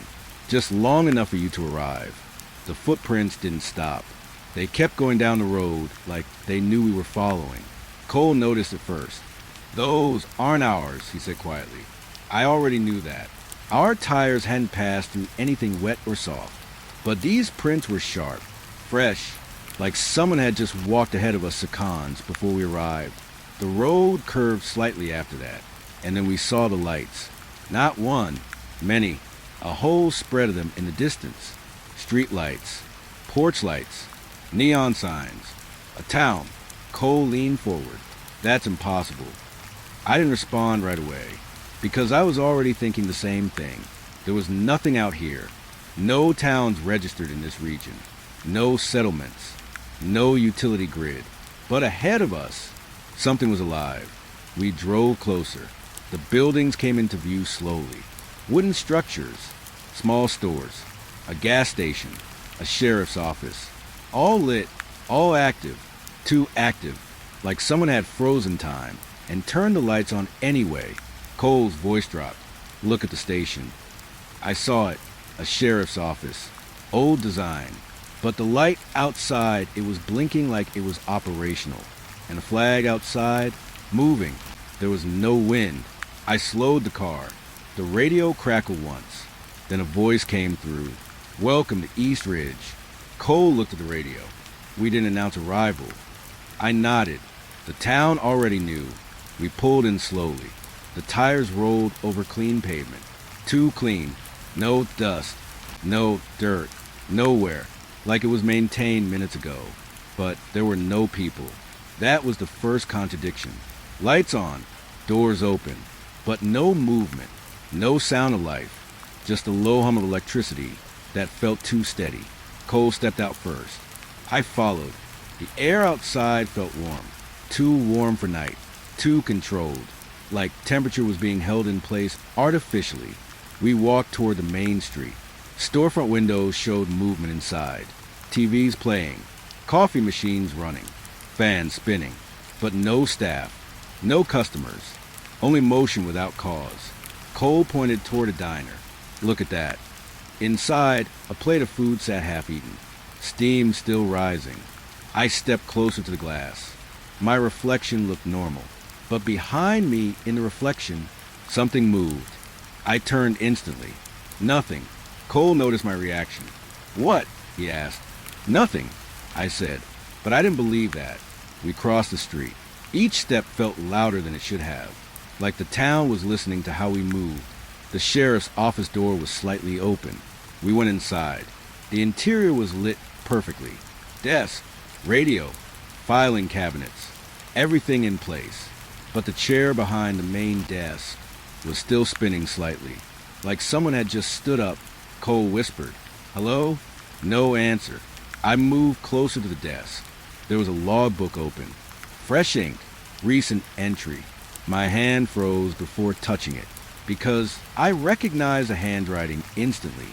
It was mine, but I had never been here. The entry read, "Unit arrived at East Ridge Perimeter. No resistance observed." Cole leaned over my shoulder. "What is this?" he asked. I shook my head. I didn't write that. The radio on the desk suddenly turned on by itself. Static filled the room. Then a voice.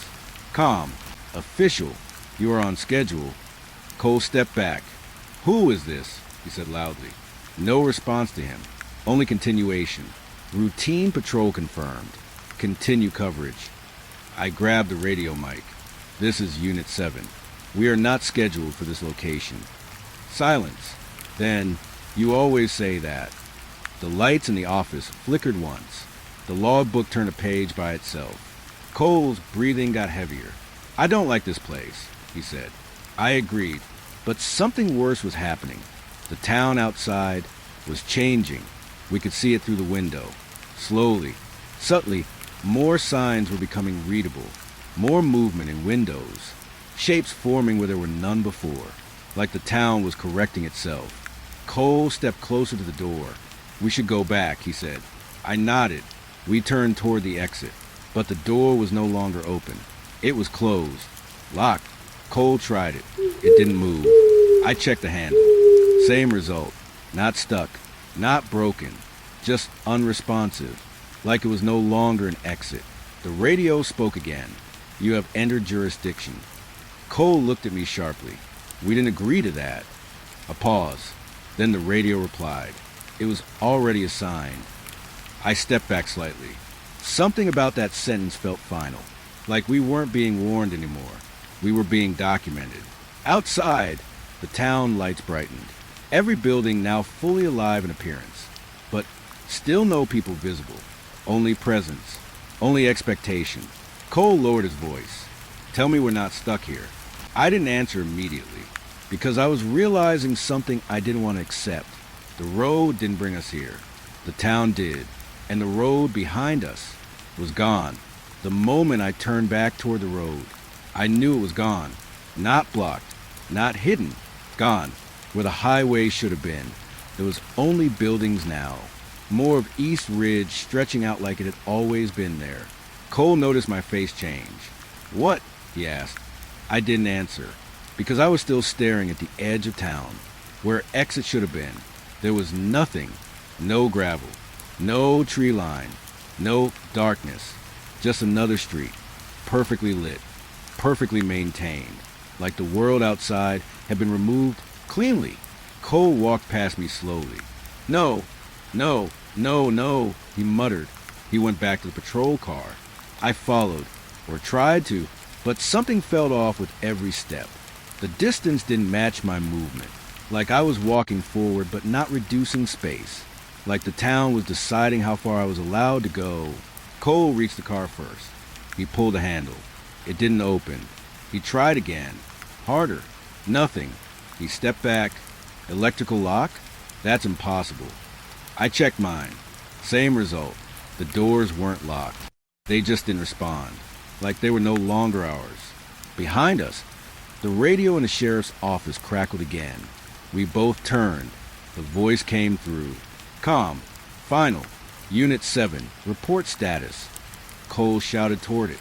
"We are leaving." Silence. Then, negative. The word wasn't loud, but it carried weight. Cole turned to me. "This is insane," he said. I nodded slowly, because I was finally seeing the pattern. The town wasn't trapping us physically. It was rewriting position, redefining what outside meant. I looked down the street again. More doors were open now. More movement inside windows. Shapes standing where no one had been before. Not appearing suddenly. Just becoming noticeable. Like they had always been there. Waiting for us to acknowledge them. Cole grabbed my arm. "We walk out. Now." We started down the street. Fast. Not running yet. But close. Each step felt normal. Until I realized something. We weren't passing any buildings. The street wasn't ending. It was repeating. The same diner sign passed again. Same flickering light. Same broken window. I stopped. Cole walked a few steps ahead before noticing. He turned. "Why did we come back here?" I looked around. Same intersection. Same sheriff's office in the distance. We hadn't moved forward. We had circled, but there was no turn. No intersection.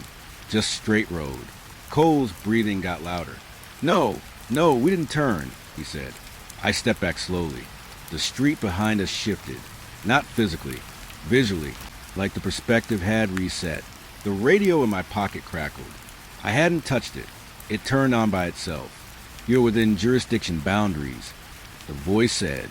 Cole grabbed his own radio. "Dispatch, we need extraction now." Silence. Then, "Extraction unavailable." Cole froze.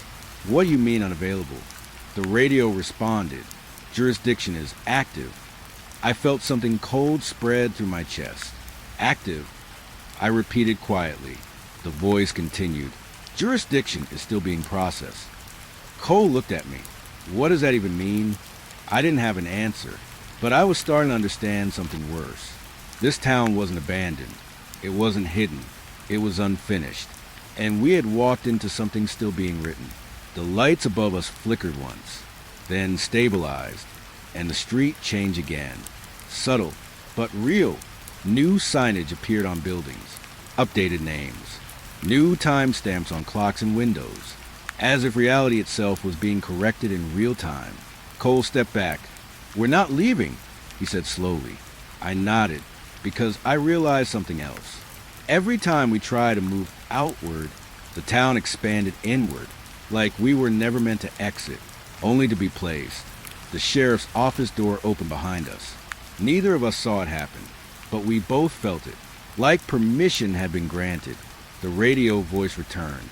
Calm again, almost final. Sheriff unit assigned. I turned slowly toward the building. Inside, the desk chair was no longer empty. There was a figure sitting there now, not fully visible, just presence. Cole whispered, "You see that?" I nodded.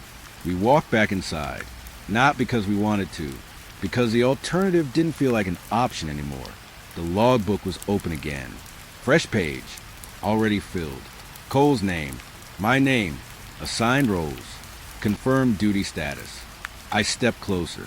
My handwriting was there again, but this time it read, "Jurisdiction accepted." Cole slammed his hand on the desk. "No, we did not accept anything." The radio answered instantly. "You did when you entered." A pause. Then, "You are now responsible for East Ridge." The lights dimmed slightly. Not power loss. Adjustment. Cole backed away. "This isn't real law," he said. No response. The chair behind the desk slowly turned toward us. Not spinning. Deliberate. Like someone was finally acknowledging our presence fully. And in that moment, I understood the worst part. We weren't being trapped inside a town. We were being appointed to it. My radio crackled one last time. Final message. End of external jurisdiction. A pause. Then, "Welcome home, Sheriff." Cole looked at me. Fear fully set in now. What happens if we refuse? I stared at the empty chair, and for the first time, I realized the truth didn't need to threaten us, because refusal wasn't part of the system anymore. Outside the window, the town light stabilized into perfect symmetry. No flicker, no darkness, only order. And somewhere in that order, something was waiting for its next report. Not about us entering, not about us staying, but about us finally understanding that we were never meant to leave. It wasn't supposed to be there. That was my first thought when I opened the evidence locker. The shelf was already half-checked. Routine inventory. Nothing unusual expected. But then I saw it. A single evidence bag sitting on the bottom rack. No tag. No case number. No barcode. Just a sealed plastic pouch with something inside it. I reached for the log sheet on the side. Checked the entries. Nothing matched. I checked again. Still nothing. That shouldn't happen. Every item in this locker is recorded the moment it enters the building. Chain of custody is strict. Automatic. There is no unknown shelf. But this was unknown. I pulled the bag out slowly. It felt heavier than it should have. Not physically heavy. Emotionally heavy. Like the air around it resisted being touched. Inside the bag was something small. Metal. Dark. Not reflective. Just absorbing light. I turned it slightly. No shape I could easily recognize. Not weapon-like. Not mechanical in a normal sense. More like a fragment of something broken. But not broken cleanly. Broken wrong. I frowned. This wasn't logged. I said quietly. Behind me, Officer Grant leaned closer. "You sure it didn't come in overnight intake?" he asked. I shook my head immediately. No intake without a case number. Grant shrugged slightly. Maybe dispatch missed it. That answer didn't sit right. Dispatch doesn't miss things. Not like this. I turned the bag over. Still nothing. No sticker. No label. Just a faint mark inside the plastic. Like something had burned through it from the inside. I opened the locker terminal. Typed inventory search. The system blinked. Then returned. No match found. I tried again. Same result. Grant leaned on the shelf. "That's weird," he said. I didn't respond, because I was already noticing something else. The object inside the bag was slightly warmer than it should be, through the plastic, like it wasn't fully inactive. I set it down on the metal counter. It made a soft sound, too soft, like it wanted to avoid being heard. Then the terminal screen flickered, once, twice, then updated on its own. A new line appeared. No input from me. No input from anyone. Just item received, unregistered. I stepped back. "Did you see that?" I asked Grant. He nodded slowly. "Yeah, system glitch maybe?" But his voice wasn't confident anymore. I opened the system log. Scroll back. Nothing about this item. No entry. No timestamp. No transfer record. It was as if it had simply appeared here. Grant tapped the glass of the evidence bag. "You think it's dangerous?" I looked at it. I didn't answer right away, because I didn't feel danger. I felt recognition, and I didn't understand why. Then the lights in the locker room flickered once. Just once, but enough, because when they stabilized, the object inside the bag had shifted. Slightly. Not enough to be obvious, but enough to notice. Grant stepped back. "Okay, I didn't like that," he said. I reached for the intercom. "Control, check evidence intake logs for her." The intercom cut me off. Static, then silence, then a voice. Not control, not dispatch, something else. "Calm, familiar, you already accepted it." I froze. Grant looked at me sharply. "Who said that?" I didn't answer, because I didn't recognize the voice. But my body did.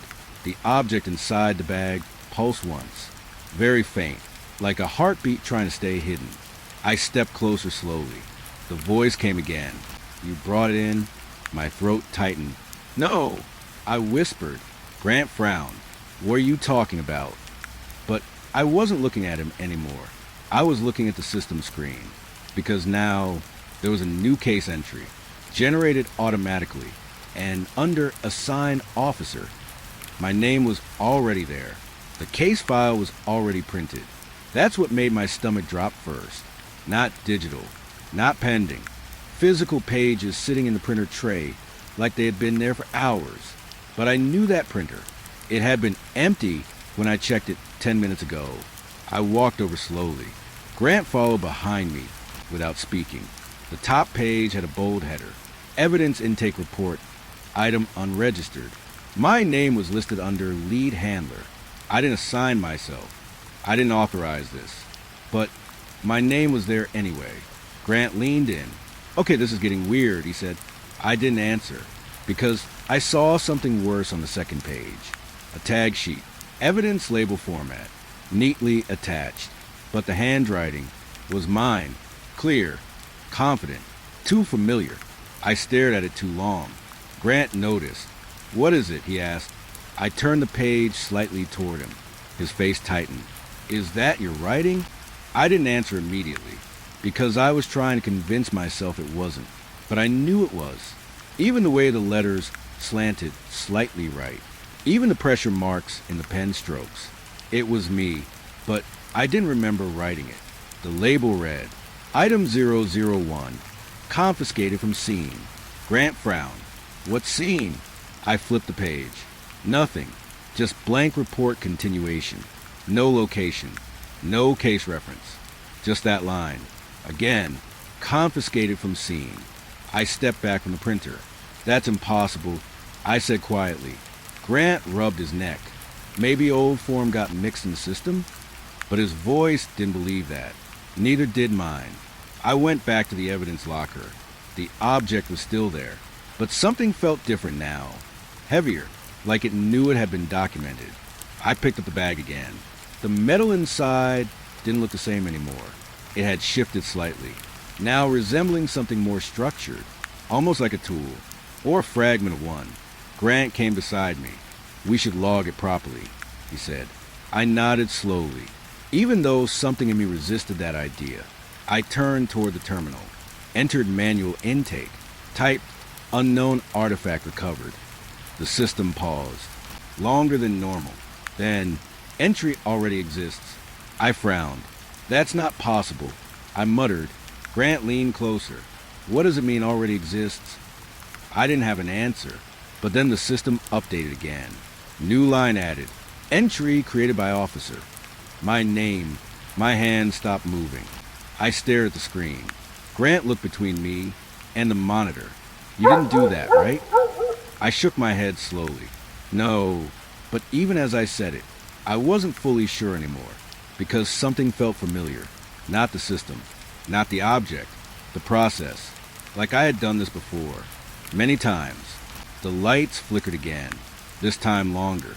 When they stabilized, a new folder appeared on the system, open automatically. I didn't click anything. It just expanded. Inside was a scan of the object, high-resolution imaging, rotation data, analysis notes, and under description. My handwriting again, but different this time, faster, more urgent. It read, "Do not move item out of locker without supervision." Grant stepped back slightly.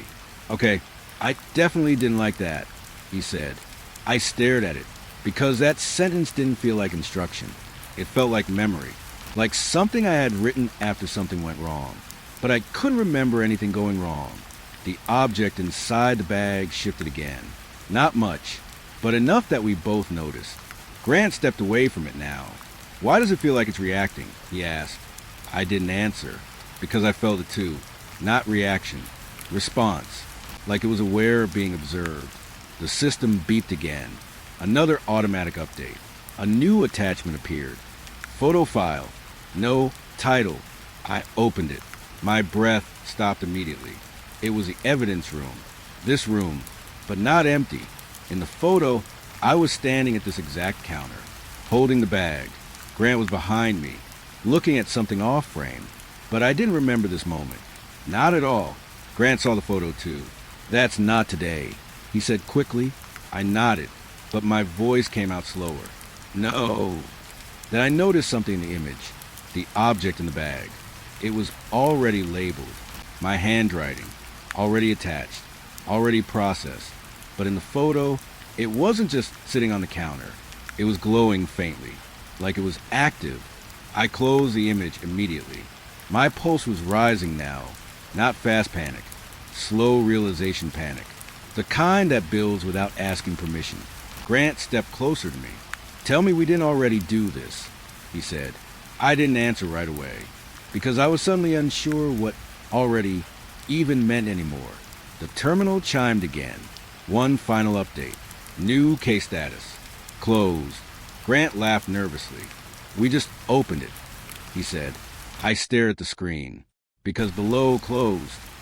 There was another line, added after, reopened by same officer. My throat tightened, and then the object in the locker bag moved. Not slightly, not subtly. This time, clearly, deliberately. Grant stepped back fast. "Okay, no, I'm out," he said. But I couldn't move, because the system updated one more time. And this time, it wasn't a file. It was a message, direct, personal, from me. But I didn't write it. It said, "You will remember eventually." And in that moment, I realized something I didn't want to accept. The object wasn't being logged. It was logging me. The word closed on the screen didn't feel like an ending. It felt like a lock clicking shut on the wrong side. Grant was backing away from the counter now. Slowly, like sudden movement might make the whole room react. "I'm not touching that thing again," he said. I didn't respond, because I couldn't take my eyes off the system. The message was still there. "You will remember eventually." And beneath it, a new case entry had appeared. No input, no request, just created. My name on top again. But this time the case title was different. It read, Recovered from Scene. Grant looked at the screen and shook his head. This makes no sense. We didn't recover anything from any scene. I nodded slowly. That's what I'm trying to understand. But even as I said it, something in my chest tightened, because part of me didn't fully reject it anymore. That scared me more than the object. The evidence bag on the counter shifted again. This time, it didn't look like metal anymore. It looked almost like a folded fragment of something else. Something not meant to be in one piece. Like reality had been snapped and stored. Grant pointed at it, voice lower now. It's doing that on purpose, he said. I stepped closer. Carefully, the air around the bag felt different now. Warmer. Not heat. Presence. The system monitor flickered once. Then opened a new file automatically. Video feed. Live. I didn't start it. It started itself. Grant leaned in despite himself. And I wish he hadn't. Because the video showed the two of us. Standing in this room. Same counter. Same lighting. But we were not reacting to anything unusual. We looked routine. Like this was normal work. Myself in the video picked up the bag. And placed a label on it. Grant in the video signed a form. Both of us calm. Both of us certain. But I didn't remember this. Not even a fragment. Grant stepped back again. That's fake, he said quickly. But his voice wasn't strong anymore. I watched the video closer. And noticed something that made my stomach drop. The object in the bag was inert. In the video, it was slightly open.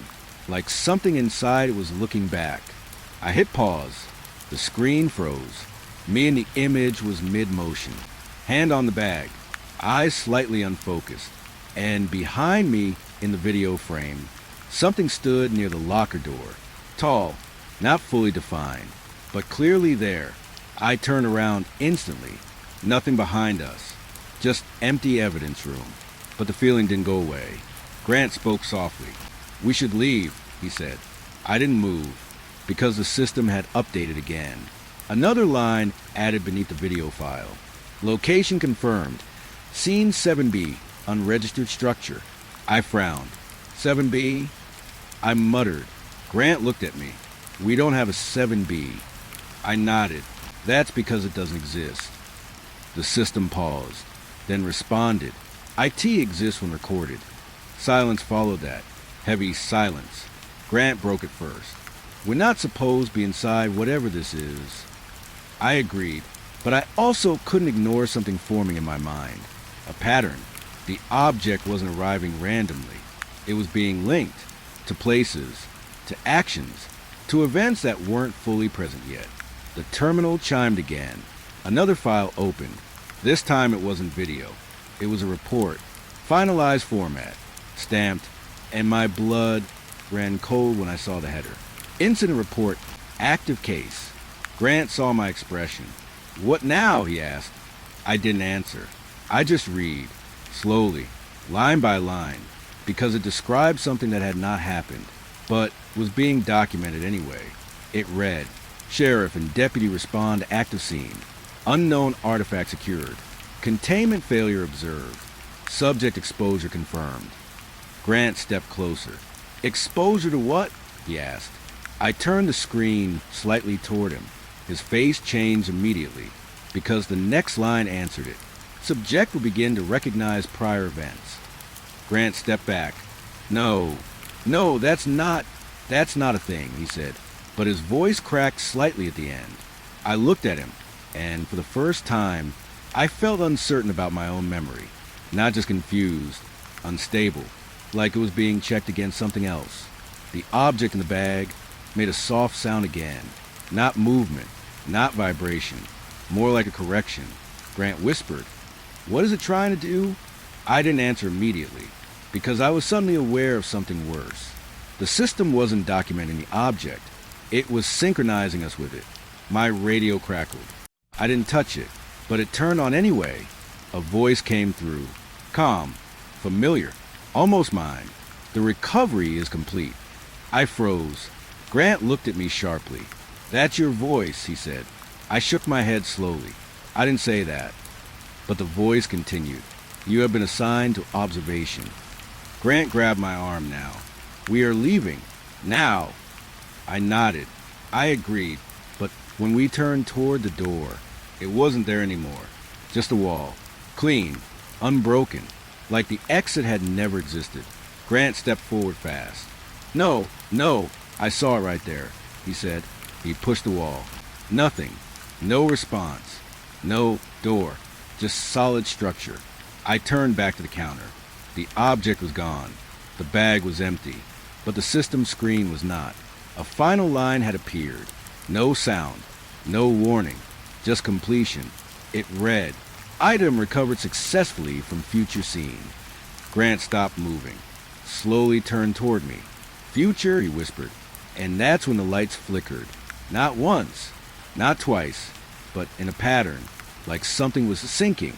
The terminal screen refreshed itself. And a new image loaded. A crime scene. Yellow tape. Broken ground. Evidence markers. And in the center of it, a body. Wearing my uniform. The report came in at 2:14 a.m. Not unusual. People go missing during night patrols sometimes. But the location made my stomach tighten. District 9, abandoned rural stretch. No houses. No active routes. No reason for a patrol to be there alone. I stared at the screen longer than I should have. Then I checked the assignment log. Deputy Mark Harlan. Assigned solo patrol. I frowned. That can't be right. I muttered. Officer Lane behind me leaned closer. What's wrong? I turned the screen toward him. He wasn't supposed to be alone. Lane checked the system. His expression changed slightly.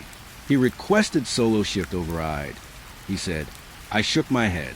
No override request approved for that zone. We both went quiet, because that meant only one thing. He went out there without full authorization. The radio crackled suddenly.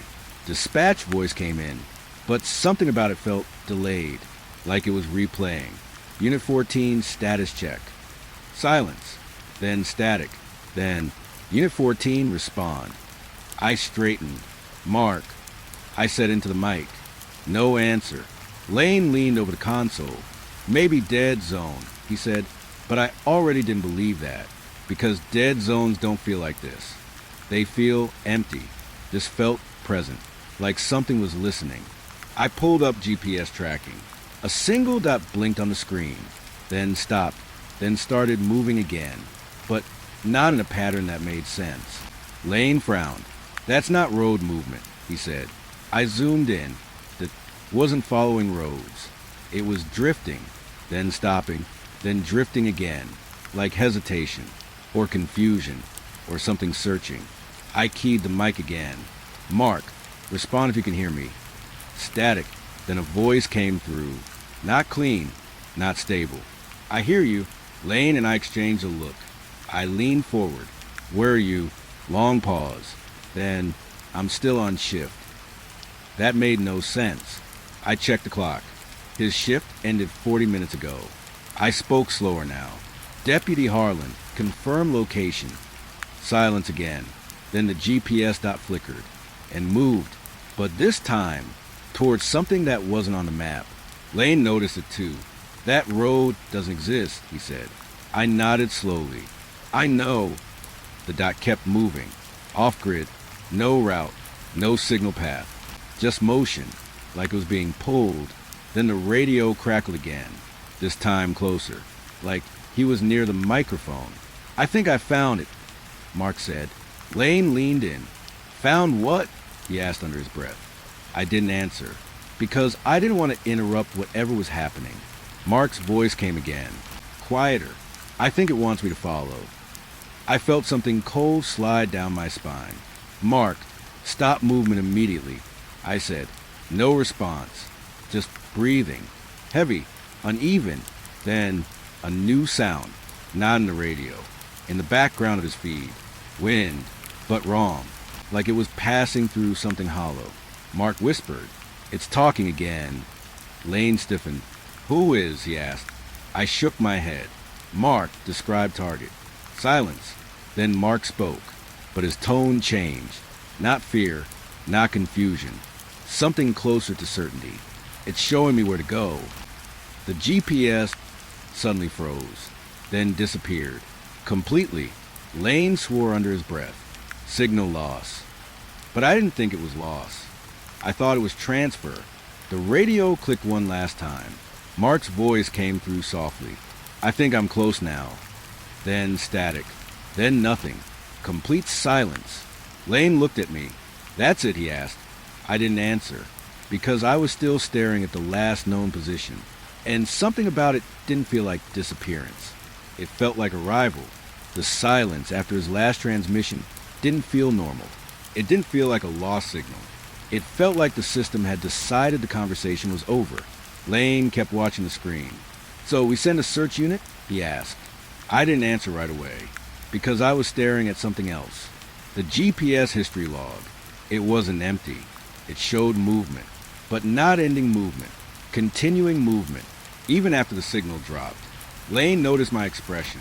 What is it? He asked. I turned the monitor slightly toward him. The line on the map kept going. Off-road, across terrain that didn't support vehicles. Then into a blank zone marked. Unregistered land. Lane frowned. That's not even in county records, he said. No, I replied quietly. It's not in anything. The radio system suddenly chimed. Dispatch opened automatically. No one touched it. A new log appeared. Unit 14, active. Lane stepped back from the console. That's impossible, he said. I nodded slowly. It should be. The system refreshed again. Another line appeared. Status, on shift. Lane laughed once, but it wasn't humor. That's not how missing works. I didn't respond, because the word missing didn't feel right anymore. Not when the system was saying active. I pulled up body cam access. Mark's feed was still listed, but it wasn't marked offline. It was marked live. Lane leaned closer. No way, he said. I clicked it. The feed opened instantly. No loading delay. No buffering. Just immediate video. Mark was walking, but not on any road we knew. The ground was uneven, gray, dry, like dirt that had forgotten moisture existed. He was holding the camera slightly low, breathing steady. Too steady. Lane frowned. He looks fine, he said. I didn't agree, because something about his movement was off. Too smooth, like he wasn't reacting to terrain properly. Mark spoke in the feed. I think I found the source. Lane leaned closer. Source of what? I didn't know, but I didn't like that he said source. Mark continued walking, then paused. The camera tilted slightly, like he was looking at something off frame, but nothing was visible. Lane whispered, "What is he looking at?" I shook my head. I don't know. Mark spoke again. It's closer now. His voice didn't carry fear. It carried focus, like he was tracking something. Lane pointed at the screen. Does he sound normal to you? I hesitated. No, because he didn't. Not fully. There was a delay in his tone, like emotion wasn't syncing correctly. The feed shifted slightly. Wind noise increased, but again, wrong. Not directionally correct, like it was inside the space rather than moving through it. Mark suddenly stopped. The camera froze on a dark open field. Nothing visible, but he whispered, "Okay, I see it now." Lane leaned forward. See what? I didn't answer, because Mark's breathing changed. For the first time, uneven, slow, careful, like he didn't want to disturb what he was looking at. He spoke again. It's not moving. A pause. Then, it's waiting. Lane glanced at me. This is some hallucination, right? I didn't answer, because I was noticing something worse. The camera feed was no longer recording motion smoothly. It was adjusting, subtly correcting frame angles, like something outside the camera was stabilizing the shot. Mark whispered, "It knows I'm here." Then he stepped forward. Lane grabbed the desk. No, what is he doing? I leaned in closer, because Mark's voice had changed again. Not fear, not confusion. Something like acceptance. I have to follow it. Lane looked at me sharply. We need to pull him out now. But I couldn't, because the system wasn't giving me control anymore. The interface was locked, marked, live observation only. Mark started walking again, but this time slower, deliberate, like responding to instruction. Lane stepped back. "He's not searching anymore," he said. I nodded slowly. "No, he's following." The feed suddenly distorted, just for a second, then cleared, and when it did, Mark was closer to something, but we still couldn't see it. Only his reaction, a slight tilt of his head, like listening. Then he whispered, "I understand now." Lane shook his head. "That's not good." I agreed, because understanding in these cases never meant safety. Mark lowered the camera slightly and said something that made my stomach tighten. "I can stay on shift longer." Lane froze. What did he say? I didn't answer, because I realized something else. The system wasn't tracking him as missing. It was tracking him as working, still active, still assigned, still responding. Mark spoke one final line. "I think I'm already here." Then the feed flickered, once, twice, and stabilized again. But now, he wasn't walking anymore. He was standing still, facing something off camera, and smiling slightly. Lane whispered, "That's not him." I didn't answer, because I wasn't sure anymore. And then the system updated. New status appeared. Unit 14, location confirmed. Lane stared at the screen. Confirmed by who? I looked at the line beneath it and felt my chest tighten, because it didn't say GPS. It didn't say dispatch. It said, confirmed by subject. The word confirmed stayed on the screen too long, like it didn't belong to the system, like it belonged to him. Lane didn't speak for almost 10 seconds. Then he finally said it. He confirmed his own location. I didn't answer, because my hand was already moving, opening the full body cam archive, trying to force clarity into something that refused it. Mark's feed loaded again, but this time it wasn't live. It was playback, timestamped, perfectly archived. Lane leaned closer. "This wasn't recorded earlier," he said. I nodded slowly. "I know, because I would have seen the upload. I would have felt the delay, but there was none. It was already there, as if it had always been there." The video started. Mark was walking again. Same field, same gray ground, but now the camera was steadier. Too steady, like someone was holding his movements in place. Lane whispered, "This is a normal playback." I agreed, because the audio was cleaner now than it had ever been live. Mark's breathing was controlled, measured, like he had already gone through it. The camera tilted slightly, and I saw it, something in the distance. Still not fully visible, but present, not moving, just occupying space in a way that made the air feel heavier. Mark spoke softly. "I'm close." Lane shook his head. He said that before. I nodded, but something felt wrong. This wasn't repetition. This was alignment, like events were snapping into place. Mark continued forward, then stopped again. But this time, the camera didn't just freeze. It reacted. The frame adjusted itself slightly toward the direction he was facing. Lane noticed it too. "Did the camera just move?" he asked. I didn't answer, because I saw Mark's hand lower slightly, not from his own will, from hesitation, or permission. He whispered, "It's here." Lane leaned forward. "Where's here?"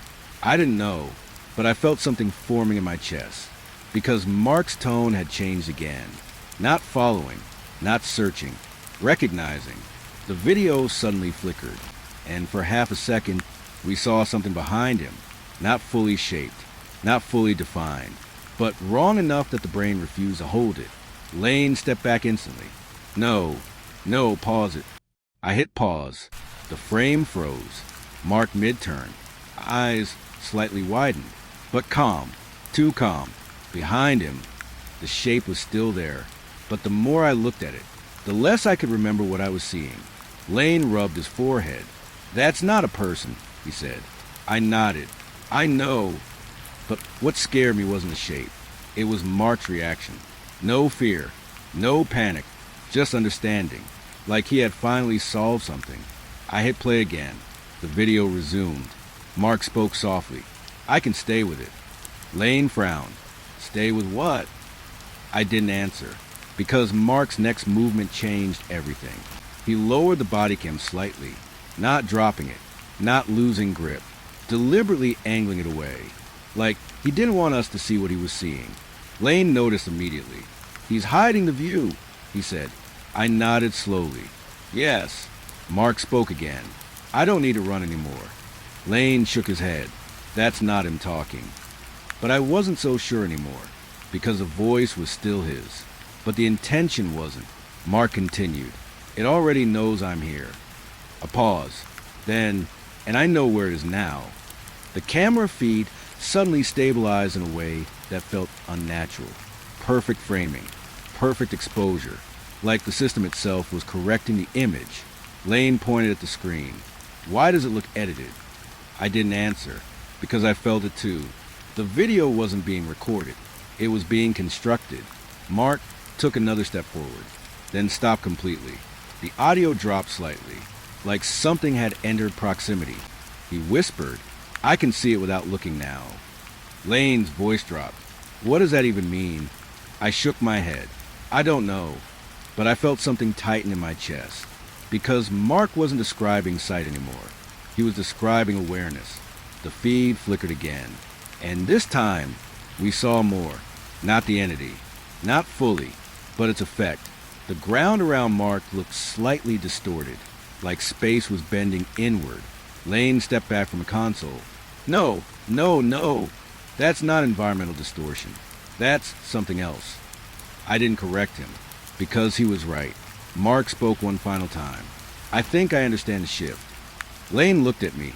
"Shift?" I nodded slowly, because I was starting to understand too. Not fully, but enough to feel sick about it. Mark continued.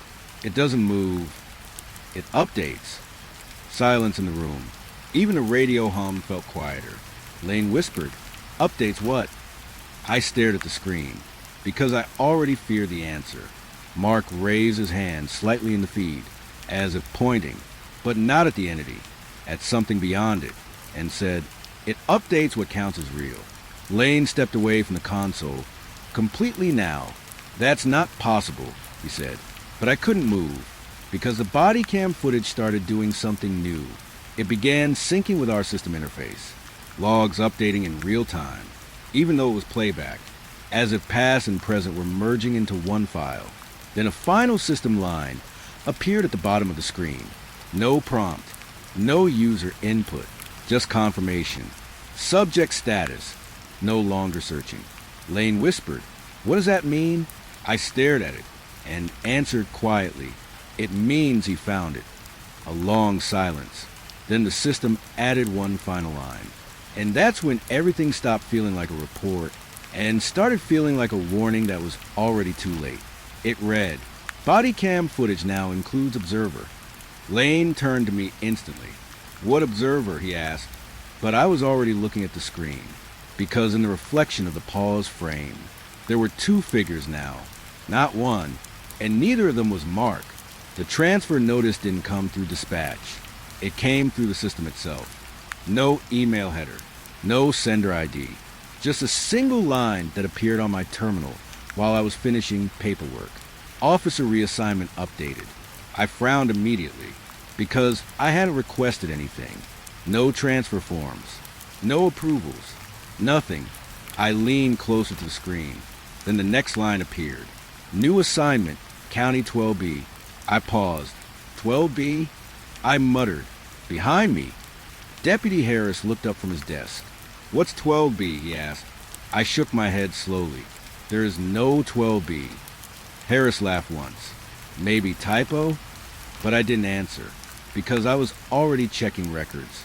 County database, state registry, federal index. Nothing. No 12B anywhere. Not even an inactive designation. Just absence. The kind that feels deliberate. I opened dispatch, typed in the code. The system returned instantly. Access granted. That shouldn't have happened. Restricted regions don't auto-approve. I leaned back slightly. Harris noticed my expression. "What is it?" he asked again. I didn't answer immediately, because something else had appeared on my screen. A map, but not ours. This one was different. Too clean. Too simplified. And in the center, A marked jurisdiction. County 12B. It looked real. That was the problem. Everything looks real when it shouldn't exist. I zoomed in. The borders didn't match any known state lines. The terrain was partially blank, like the system hadn't finished drawing it. Harris leaned over my shoulder. "That's not in the GIS system," he said. I nodded. "I know." Then the radio on my desk crackled. Not dispatch, not scheduled, just static that turned into a voice. "Calm, neutral, you are assigned." Harris froze. "Did that just say—" I raised a hand. "Quiet." The voice continued. "You will report immediately." I grabbed the mic. "This is Sheriff Lane. Identify yourself." A pause. Then, "You already know." My throat tightened slightly.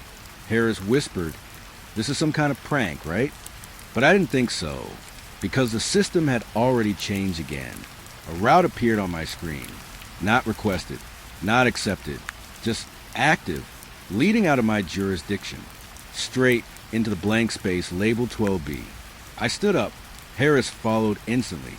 "Tell me you're not going there," he said. I looked at him. I didn't choose it. "That doesn't matter," he replied. But I didn't agree anymore, because the system wasn't asking. It was updating. We stepped outside. The patrol vehicle was already running. Engine on. Lights active. Harris stopped. "I didn't start it," he said. I nodded slowly. "I know." The door was unlocked. We got in. No keys were used. No ignition delay. Just immediate readiness. Like it had been waiting. The GPS screen lit up instantly. Route already set. Destination. County 12B entry point. Harris checked his radio. "No signal," he said. I tried mine. Same result. Not dead. Not weak. Just disconnected. Like outside communication didn't apply anymore. We started driving. No conversation for the first few minutes. Just road. Normal road. Familiar road. But the farther we went, the quieter everything became. No traffic noise. No wind. Even the engine sound felt muted. Harris noticed it too. "This feels wrong," he said. I nodded. "It does." Then the GPS flickered. Just once. And the road ahead changed. Not visually. Structurally. The lines became too straight. The turns too precise. Like the world was being corrected in real time. Harris leaned forward. "That wasn't there before," he said. I didn't respond, because I saw it too. A sign appeared ahead. Old metal. Rustless. Unreadable at first. Then it sharpened as we approached. "Welcome to County 12B." Harris went silent. We crossed it without stopping. And the moment we did, the radio turned on by itself. "You have arrived." Harris looked at me. "We didn't report arrival." I nodded. "I know." Then the GPS screen went blank. Not off. Blank. Like it no longer needed to guide us. The road continued anyway. Straight. Endless. And somewhere ahead, something was already waiting for us to understand why we had been sent. The moment we crossed into County 12B, the radio stopped being useful. Not static. Not interference. Just silence that felt intentional. Harris kept pressing the call button. Nothing came back. He finally looked at me. "This isn't normal signal loss," he said. I already knew that, because even the system screen had changed. The map was still there, but everything behind us was gone. Not grayed out, not blocked, removed. Harris noticed me staring. "What are you looking at?" he asked. I pointed at the screen. "The county we just left." He leaned in, his face tightened. "There's nothing there." I nodded slowly. "That's what I'm seeing." But I didn't like it, because I remembered it being there. Or I thought I did. We kept driving. The road stayed smooth. Too smooth. No potholes. No markings of wear. Like no one had ever driven here before us. Harris checked his phone next. No signal. Then no network. Then something worse. The device reset itself. He frowned. "What the—" He turned it toward me. The screen showed a blank device state. Not factory reset. Worse. No history. No accounts. No stored data. Like it had never been used. Harris went quiet. "This is impossible," he said. I didn't answer, because I was checking mine. Same result, but something else had changed too. My contacts list, empty. My call logs, empty. Even saved incident notes. Gone. Not deleted. Never there. Harris spoke slowly. "So if we call backup..." I shook my head. "There is no backup." He looked at me sharply. "That's not how systems work." But I was starting to understand something I didn't want to. This place wasn't cutting us off. It was separating us from everything that proved we existed before it. We drove for another 10 minutes, maybe more. Time felt unreliable now. Then Harris spoke again. "Do you feel like we've been here before?" I turned slightly.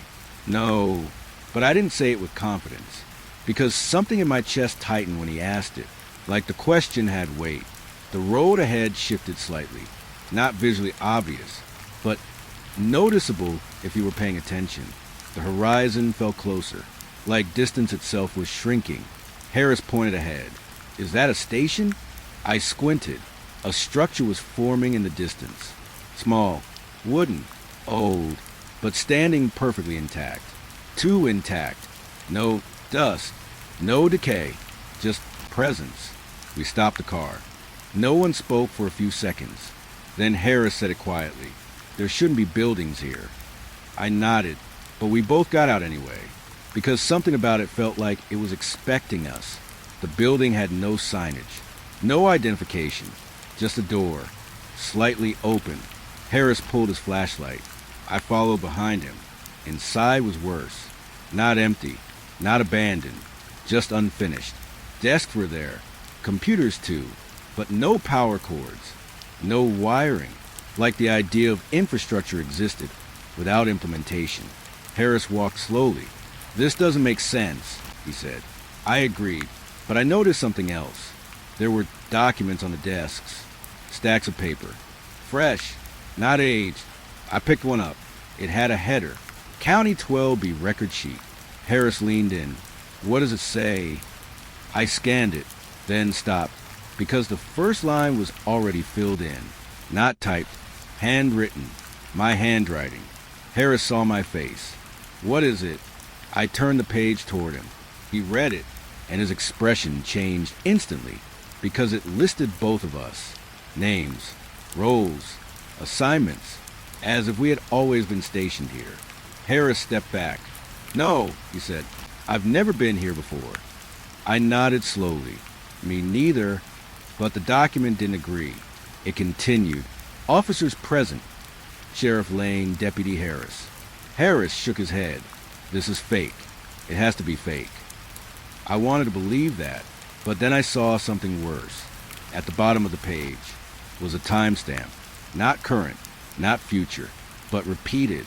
Multiple entries of the same day. All slightly different. Like someone was rewriting the same moment over and over. Harris suddenly turned. "Radio check," he said. He grabbed his mic, pressed it. Silence. Then a voice came through. Not static, not broken. "Clean. Too clean. You are accounted for." Harris froze. "That's impossible," he whispered. The voice continued. "No external communication is required." I stepped closer to the desk, because I saw another file folder opening itself on the computer screen. Even though there was no power, no system, no network, it just opened. Inside was a backup log, or what looked like one, but the title made my stomach drop. "No past record found." Harris read it over my shoulder. "What does that mean?" I didn't answer immediately, because I was reading further, and every line made it worse. No prior employment history, no jurisdiction assignment before arrival, no recorded life events outside County 12B entry. Harris whispered, "That's not real," but I felt something shift inside me, because part of it didn't feel wrong. It felt missing, like I was remembering absence instead of memory. The system log updated again. One final line appeared. "Local records now primary." Harris stepped back fast. "We need to leave," he said. I nodded, but when we turned toward the door, it wasn't where we left it, just another wall. Seamless. Harris hit it once. Then again. Nothing. He looked at me now. Tell me you see it too. I did, but I also saw something else. A new line on the computer screen, one that hadn't been there before. It read, "Field officers required to remain on site." And below it, a second line appeared, slower, like it was being typed in real time. "You have no outside assignment history." Harris turned slowly toward me. "So what does that mean for us?" I didn't answer immediately, because I finally understood the shape of the problem. And it wasn't a place. It was a rewrite. The last thing I remember from the outside world is a door that no longer existed. Not opening, not closing, just being gone. Harris stood next to me in that unfinished station, staring at the same empty wall. Neither of us spoke for a long time, because speaking felt like it would confirm something we weren't ready to accept. Then the system computer made a sound, a single soft tone, like a notification. But there was no network here, no power grid. Still, the screen lit up. Harris stepped closer slowly. "What now?" he asked. I didn't answer, because I already saw the file. It had opened itself. New document. Set it on the screen. Bold title. Final report, County 12B. Harris shook his head immediately. No way. Final report? We just got here." I nodded. That's what I thought too. But the document didn't care what we thought. It continued typing itself, line by line, slowly, like something was remembering us into position. Harris leaned in. "This is insane," he said. I didn't correct him, because I felt it too. The structure of the report was already complete. Names, assignment details, incident classification, everything filled in except the narrative section, the part that required us. Harris stepped back. "I'm not writing that," he said. I agreed, but my hand moved anyway. Not consciously, just slightly, like muscle memory that didn't belong to me. I stopped it immediately. My breath got heavier. Harris noticed. "What just happened?" he asked. I didn't answer right away, because I was afraid of the answer. The screen flickered. Then a new line appeared at the bottom of the report. Narrative in progress. Harris stepped away from the computer now. "This is writing itself," he said. I nodded slowly. Yes, but it wasn't just writing. It was assembling, like it already knew how everything ended. The lights in the station dimmed slightly. Not power failure. Adjustment. Harris looked around. "This place keeps changing," he said. I agreed, but it felt less like change now, more like finalization. The report text began to fill faster. Paragraphs forming without delay. I started reading as it appeared, and my stomach tightened because it described everything we had done. Entering the county, observing the station, reading the records, even standing here now. Harris read over my shoulder. "This is predicting us," he said. I shook my head. "No," then corrected myself. "Not predicting." He looked at me. "Then what?" I swallowed. "Recording." A long silence followed that. Then Harris spoke quietly. "So we're already inside it." I didn't disagree. The report continued. Officers confirmed present during finalization event. Harris rubbed his forehead. "Finalization of what?" I stared at the screen, because I saw the answer forming. Slowly, uncomfortably, like it didn't want to be seen too early. The system paused, then added, "Jurisdiction closure procedure." Harris turned to me. "That sounds like an ending," he said. I nodded. "It is." But endings usually imply someone leaves. This one didn't. The report continued again, now faster, almost urgent. It listed events that had not yet happened, but were being written as confirmed. Movement toward exit attempt. Communication failure. Structural lock. Harris stepped back sharply. "This is not real," he said again. But his voice wasn't strong anymore. I could hear doubt now. Not in the system. In him. The lights flickered again. And when they stabilized, the room felt smaller. Not physically. Perceptually. Like the edges had moved closer. Harris noticed too. "Do you feel that?" he asked. I nodded slowly. "Yes." The report reached its final section. The narrative field. Still empty, but blinking, waiting. Harris shook his head. "I'm not writing this," he said again. But I already knew that didn't matter, because I could feel something in me trying to align, like my thoughts were being guided into structure. The cursor blinked once. Then the system typed a single line. Sheriff's statement required. Harris looked at me. "Don't do it," he said quietly. I nodded, but I couldn't guarantee it, because my memory was starting to feel unstable again. Not lost, rewritten. I stepped closer to the keyboard. My hand hovered. Harris grabbed my arm. "Stop," he said. I did, but only for a second, because then I saw something on the screen that made my breath stop. A preview of the completed report. And at the bottom, a closure stamp. Large, red, final, filed and closed. Harris whispered, "That's it?" I shook my head slowly. No, because I finally understood. That wasn't a conclusion. That was confirmation. The system wasn't waiting for us to finish. It was waiting for us to agree. Harris stepped back. "So, if we don't write it," he said. I finished the sentence quietly. "It writes us instead." Silence. Heavy. Absolute. Then the cursor moved again. Not typing. Selecting. And suddenly, the report was no longer empty. Words appeared. Not from us. From the system. A final narrative. Written in third person. But describing us exactly. Every detail. Every step. Every decision we thought we made. Harris backed away slowly. "No," he whispered.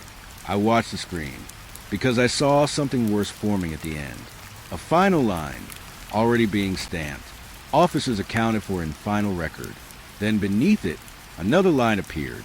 Slower, heavier, like it required everything to finish. "Status filed." Harris turned to me. "What happens now?" he asked. I looked at the screen and answered honestly. "I think we stopped being outside the report." The room lights dimmed again. Not flicker, not failure. Conclusion. The system made one final sound. A confirmation tone. Soft, clean, final. And the screen displayed the last message. No more typing. No more updates. Just closure. Case closed. Harris looked at me one last time. "Are we done?" he asked. I didn't answer immediately, because I realized something I couldn't undo.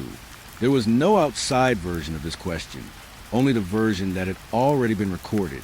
And somewhere in that realization, I understood why no one would ever read this report. Because once something is filed here, there is no one left outside the file to open it. The screen went dark. Not off. Final. And in the silence that followed, I could still feel the system finishing its last task. Not erasing us. Not killing us. Just recording the fact that we had already been completed.